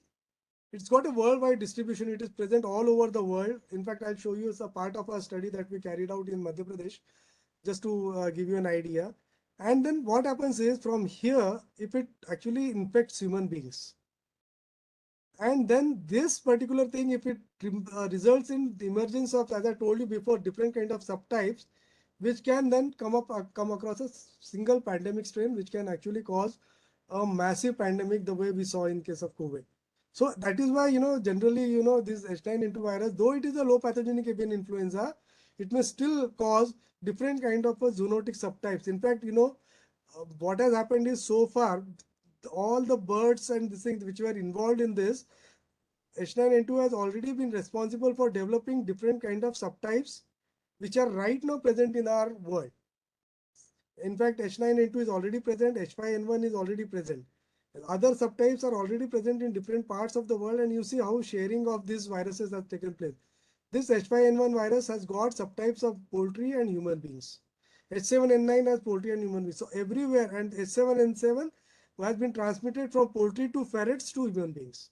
So whenever you see these kind of scenarios, you see that H9N2 virus, which has got this red genome is H9N2, black is human. So we already have scenarios where there is sharing of the genome from one particular H9N2 poultry virus to human beings. So already this thing is happening in nature, and that is why we have to be very careful. We have to keep on monitoring what is happening in our poultry industry regarding the prevalence of these viruses, particularly these avian influenza viruses, so that we can be a little bit more prepared. That is why it has become very important.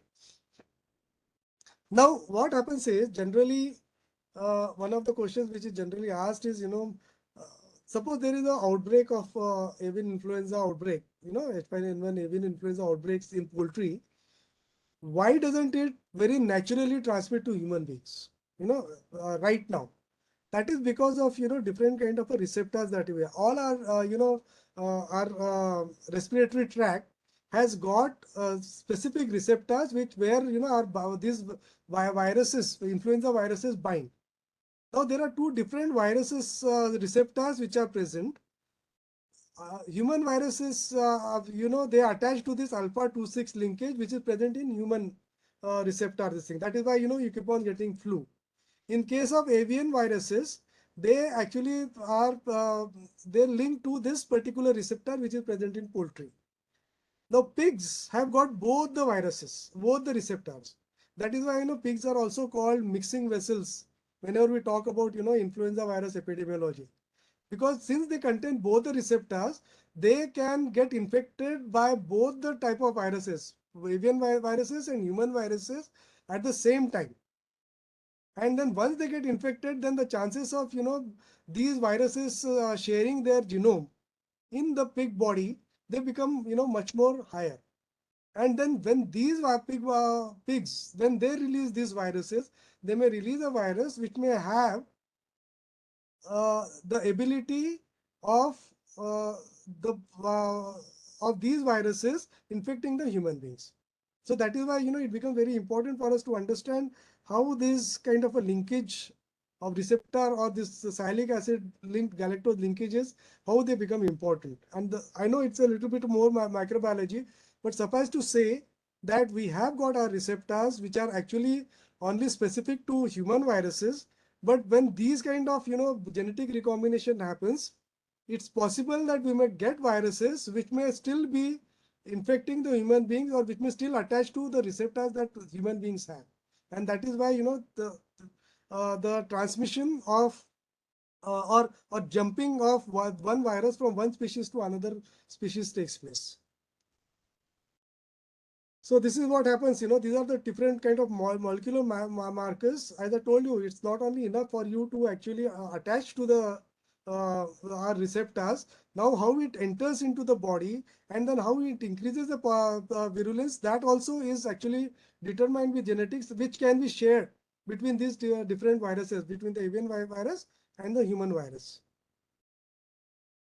So this is how, transmission becomes important in case of human beings. Now, how does it transmit from birds? Which are the actual main reservoir hosts for these birds? How is it transmitted to humans? These are the different ways, humans are likely to be transmitted. And you see, most of these are, not necessarily linked to consumption of the meat.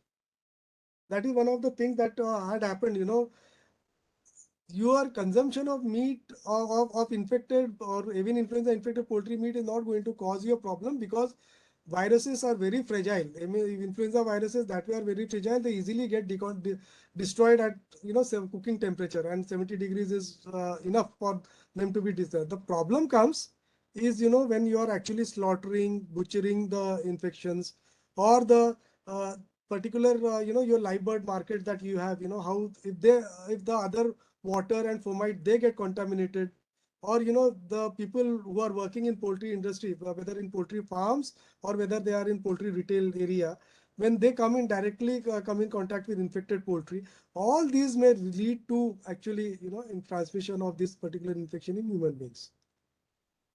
So this is what the reports are like.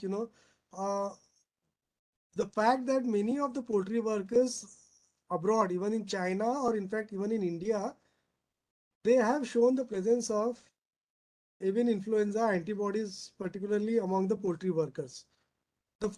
This shows that people have got infected with avian influenza virus from poultry themselves, but because most of them were low pathogenic avian influenza, they didn't show any symptoms in human beings. But this proves that to a large extent, many people can get infected, particularly those who are coming in contact with poultry industry. And that is why it becomes very important for you to keep on monitoring your poultry flock, particularly at farm level, how dangerous this particular virus is in terms of infecting the birds, particularly in the farm sheds. And that is what happens in poultry marketing chain. Generally, this particular avian influenza virus is present in aquatic wild birds. So whenever they are moving, they may infect the domestic duck farms or other poultry farms which may be there. What happens is, when the birds are flying from place A to place B, they may be actually dropping their fecal droppings in these particular farms. And there, these birds may actually get infected. And these birds, when they go to wholesale poultry market, the other properly healthy birds which have come from different areas, they may also get actually exposed to this particular virus.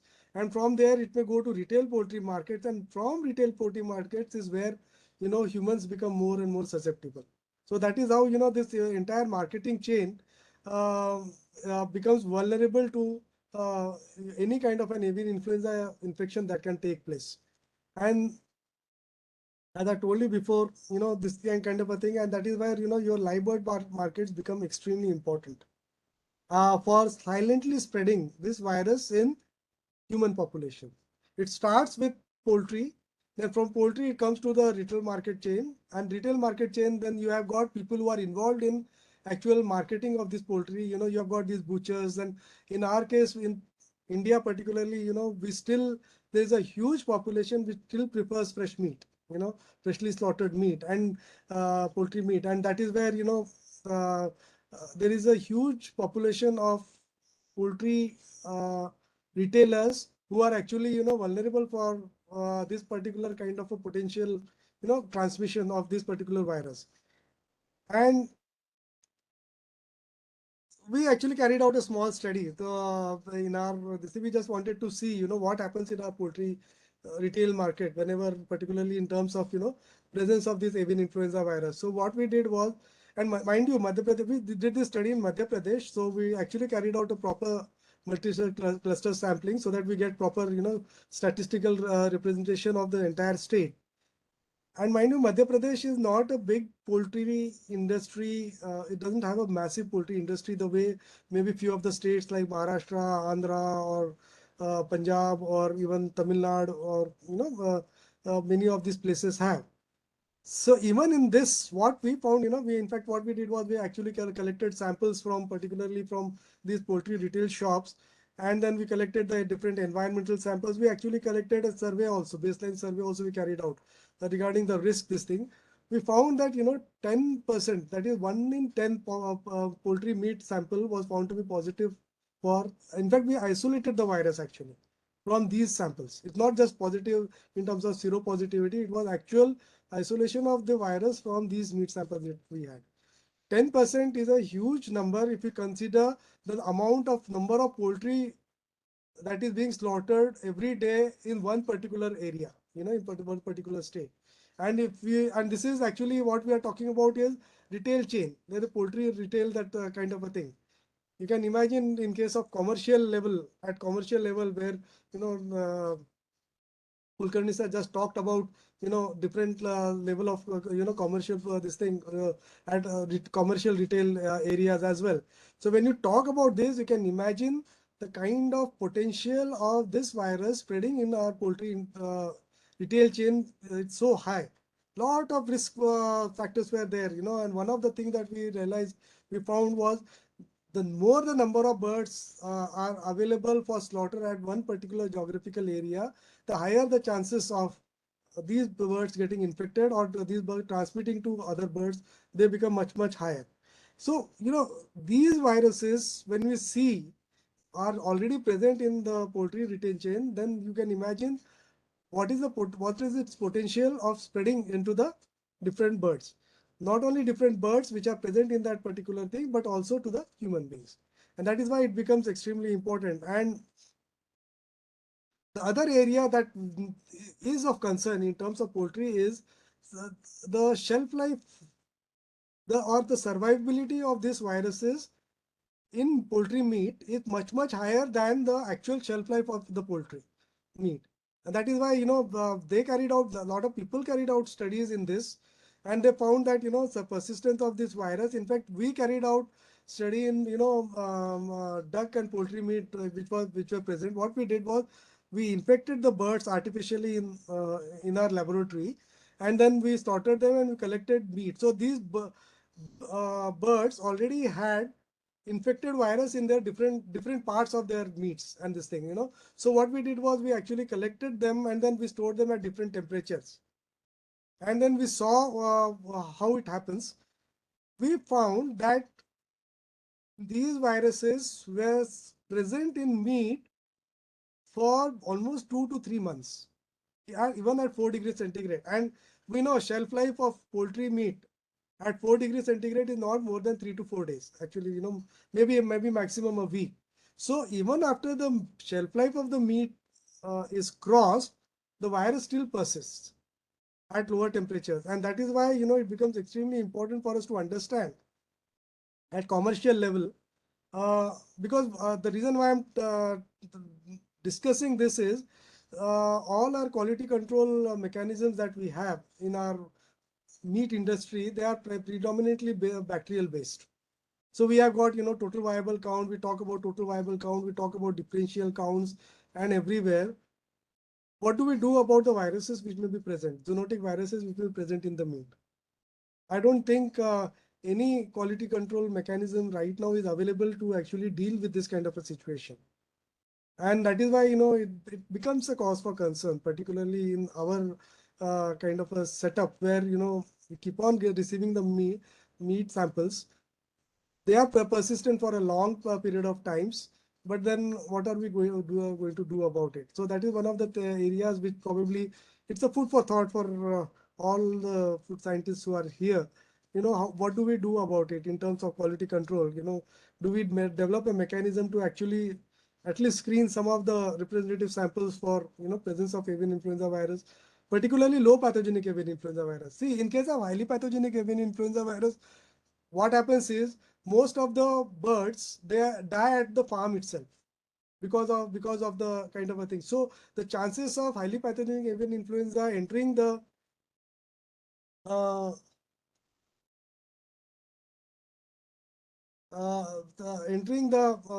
particularly the food chain are much less. The cause for concern is low pathogenic avian influenza virus, because low pathogenic avian influenza virus cannot be detected at farm level. So you bring it at this thing, and because most of the birds are apparently healthy, and many times what happens is, even if particularly in many retail shops, even if they may not be apparently healthy, but because they are coming for slaughter, nobody actually really gives a due care in terms of antemortem examination poultry. In large animals, at least you have got a lot of veterinarians who come across, who actually carry out some sort of an antemortem examination. At retail shops, there are hardly there is hardly any mechanism available for us to actually carry out any kind of an examination regarding the health status of the poultry that is being actually transported at retail level. And so we really don't know what is the level of this thing. And as I told you, we already established that at least 10% of the birds which had come at poultry retail level, they have been found to contain this virus. So there is a kind of a need for us to actually give a thought on developing some sort of a mechanism. In any case, nowadays what is happening is most of the laboratories now, um, are developing molecular based diagnostic protocols for monitoring many of these diseases. So maybe you can have a PCR based diagnostic protocol for you to actually carry out testing of some of the particularly some of the samples for avian influenza virus. This becomes extremely important.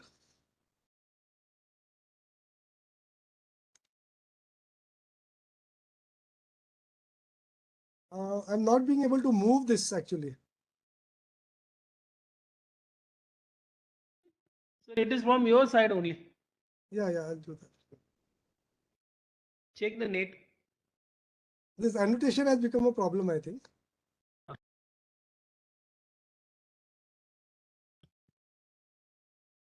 Okay. Yeah, now it is moving. Yeah, so this is what we are talking about in terms of food safety considerations. Prepared meat or cooked eggs are absolutely not a problem as far as public health issues are concerned. Most of them, conventional cooking, they are actually destroyed. The major risk is, as I told you before, through whenever you are slaughtering or dressing, or whenever you're transporting the live birds, from one place to another, or whenever you are actually handling the raw poultry and meat. That is where most of the issues come in terms of food safety. So one thing that I also want to make a stress, that whenever there is some sort of a so-called outbreak, it doesn't mean that you are going to get infected through cooked meat and poultry. So what you need to do is, again, even if you are handling this thing, in any case, you all food hygiene and sanitation teaches us that whenever you are handling any kind of a raw meat, you need to just wash and sanitize your hands properly whenever you are doing it. So that should be more than enough, because This virus, because it is an enveloped virus, is very fragile. This is susceptible to most of the sanitizing agents, including soap, and it is also very uh, um, easily destroyed by even normal, at 70 degrees even. So whenever you are cooking meat and boiling eggs, it's absolutely safe. So that is not a problem. The issue is when you are handling the raw meat or raw this thing. That is where you need to take proper, sanitary care, and most of the issues will stop. The reason why I'm telling this to you is, even though it is risky, the way you handle your meat and this thing, it becomes a key in terms of, public health issues. In case of human beings, what they have reported, typical what you call flu symptoms are developed. Case fatality in case of, particularly in case of H5N1 infection that people had got, it goes high up to 60%. And 60% case fatality ratio in human beings is very, very high. In many cases, it's as high as, in fact, the BSL-4 is a risk group 4 agent that we are talking about. So in case there is some sort of an infection, it creates a lot of problem, particularly in case of highly pathogenic avian influenza. So we need to be aware of that. In terms of treatment, there have been two this thing which have been available actually. One is particularly the M2 ion chain, that is amantadine, and the zanamivir and oseltamivir. So antiviral drugs are available for treatment of influenza viruses, and these are being used for our normal flu infections actually.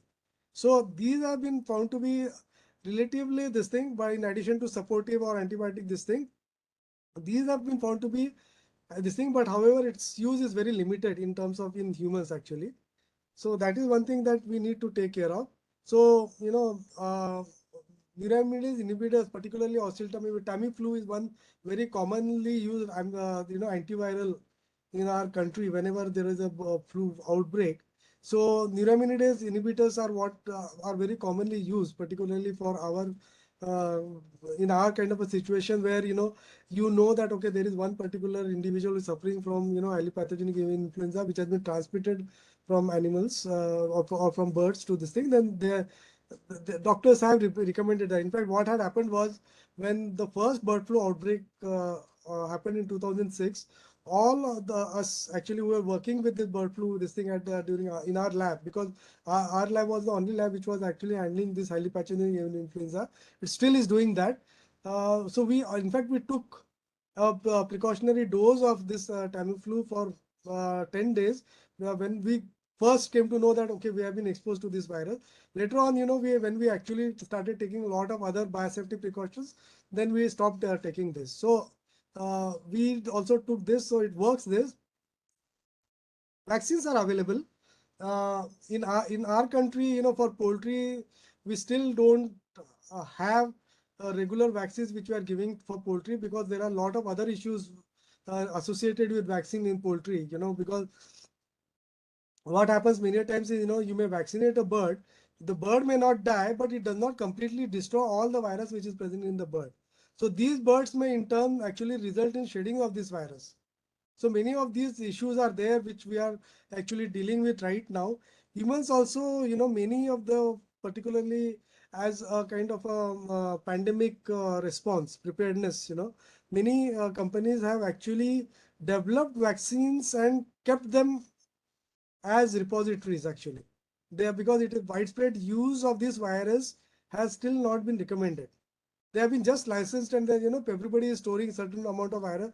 In fact, even India also had at one point of time, when the first bird flu outbreak came, we actually stored certain amount of some certain number of virus vaccines for just in case you see there is some sort of a pandemic kind of an issue. So vaccines are available. They are prepared and kept, but it is not being used so far because it's still, we haven't reached that stage where there are a lot of people who are vulnerable to particularly avian influenza virus. Fortunately, we are still there, and that is why we always say that, for if you come to think of it, this is actually gist of what we were talking about in terms of public health of avian influenza.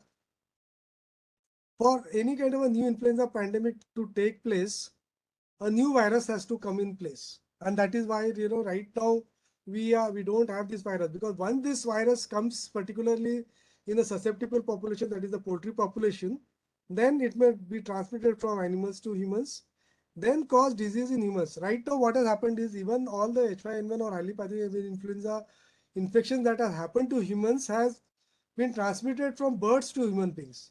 Human to human transmission has still not been reported. There has been some suspicion in one individual case in Pakistan, but otherwise, normally we still don't have cases where, this avian influenza virus has been transmitted from one infected human being to another human being.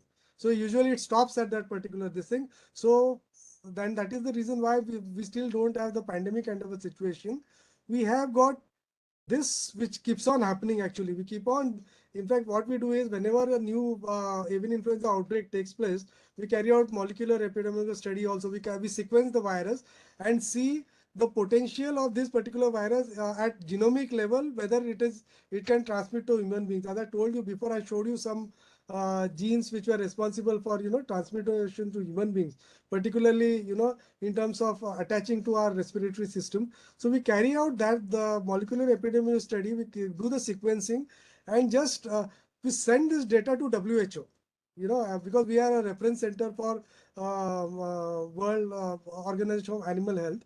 So we send these sequences to WHO and let them know that, okay, see, this is the virus that we found in our country, and this is its sequence. And in this sequence, we found that, okay, there is some potential kind of a thing where it may transmit to human beings. So then WHO then starts giving you warnings, actually. So that is the kind of a procedure that we have in place, where even our lab is involved, actually, in terms of reporting to WHO and OIE both.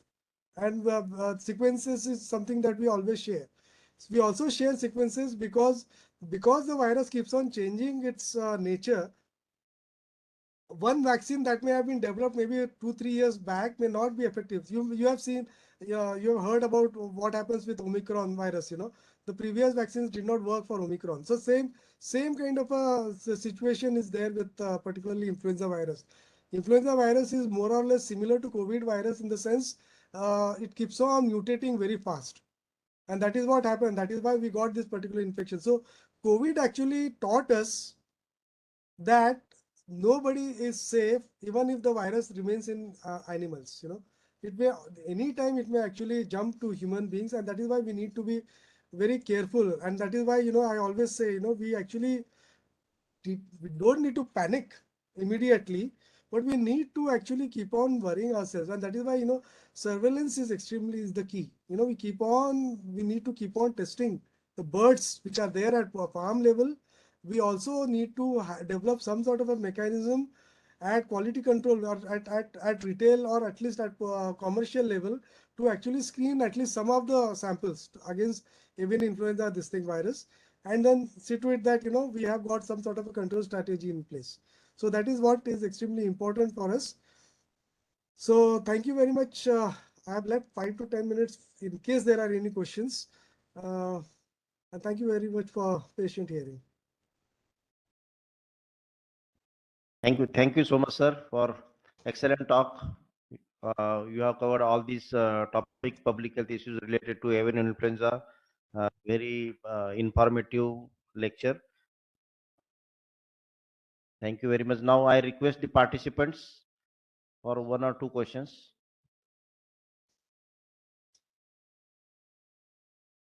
Everybody is hungry, Vilas. 2 बजे तक करोगे तो ऐसे ही होगा. But So many participants are there, sir, because they know that this is very important topic, so that's why they are there. I can, sir, make out from the chat box also. Okay. There are very good comments. They have already communicated to you. Thank you, sir. It's very excellent. One small talk. question I think Shrikant has asked about pigeons. Yeah, Pigeons are also actually, there have been reports abroad of pigeon being susceptible to this particular infection. India doesn't have reports so far, because what happens is pigeons, studies that we carried out, actually what we did was, in northeast region, even pigeons are consumed, and they are a part. In fact, if you go to northeastern India, you'll see pigeons sold in the same poultry market where you are selling poultry and ducks. So we actually carried out some sort of this thing in pigeons, but we did not find any pigeons positive for avian influenza in our country. However, there are reports abroad like this thing where even pigeons have been found to be susceptible to this thing. And ducks, geese, and waterfowls are definitely susceptible. In fact, most of the viruses which are transmitted to poultry, they are transmitted from ducks, geese, and waterfowls actually. These birds actually, what happens is all these ducks, geese, and waterfowl which are present in our, particularly in our ecosystem, they have this, they don't die because of avian influenza virus, influenza, most of them. So now ducks are they're slowly becoming more and more susceptible, but generally, water birds, they don't die, but then they keep on spreading the virus. That is why they are more dangerous in terms of, avian influenza epidemic, and many a times, they are the ones which are actually responsible for spread of infection in poultry farms. So they are very susceptible in other species, especially water birds. Water birds are actually the birds which we are most worried about in terms of epidemiology of avian influenza virus actually. So Dr. Archana, I think that was your question. This thing, which we got, I saw it. I'm going through the chat. This thing. That's all. This thing. Yeah.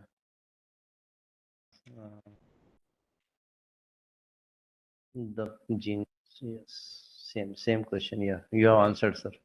Yeah. Yes, yes. Yeah, so Dr. Nikita asks, Indian cooking method is more than enough for us to actually to prevent any contamination to Yes. humans. Only thing that you need to be careful is, when you get raw chicken from your market, and after you wash it, you just ensure, all the precautions that you are supposed to take for any meat, to prevent bacterial contamination, same precautions apply here actually.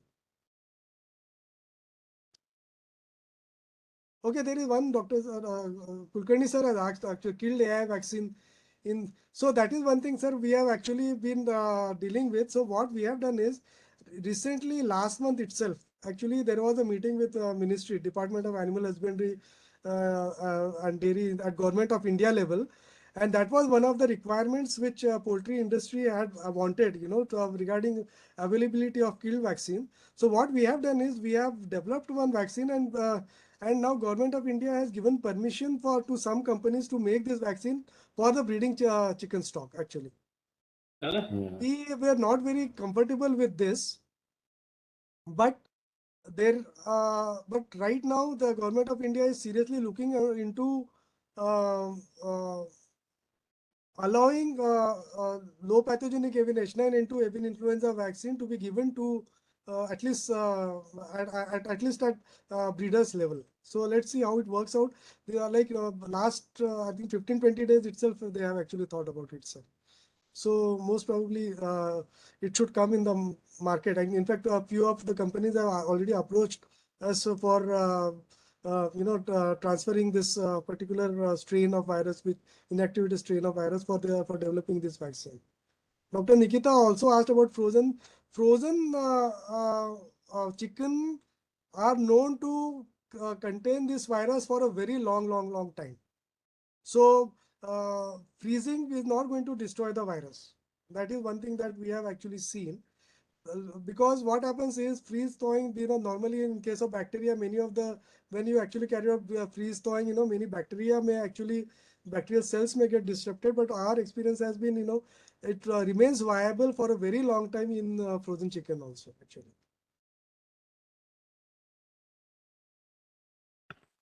Yes. Yeah. So, because all the participants, I want to tell that sir is the only person, expert person, because sir has actually worked under outreach program on zoonotic diseases project more than 10 years. Sir has worked on avian influenza. So, whatever the information we needed, sir is the only person in India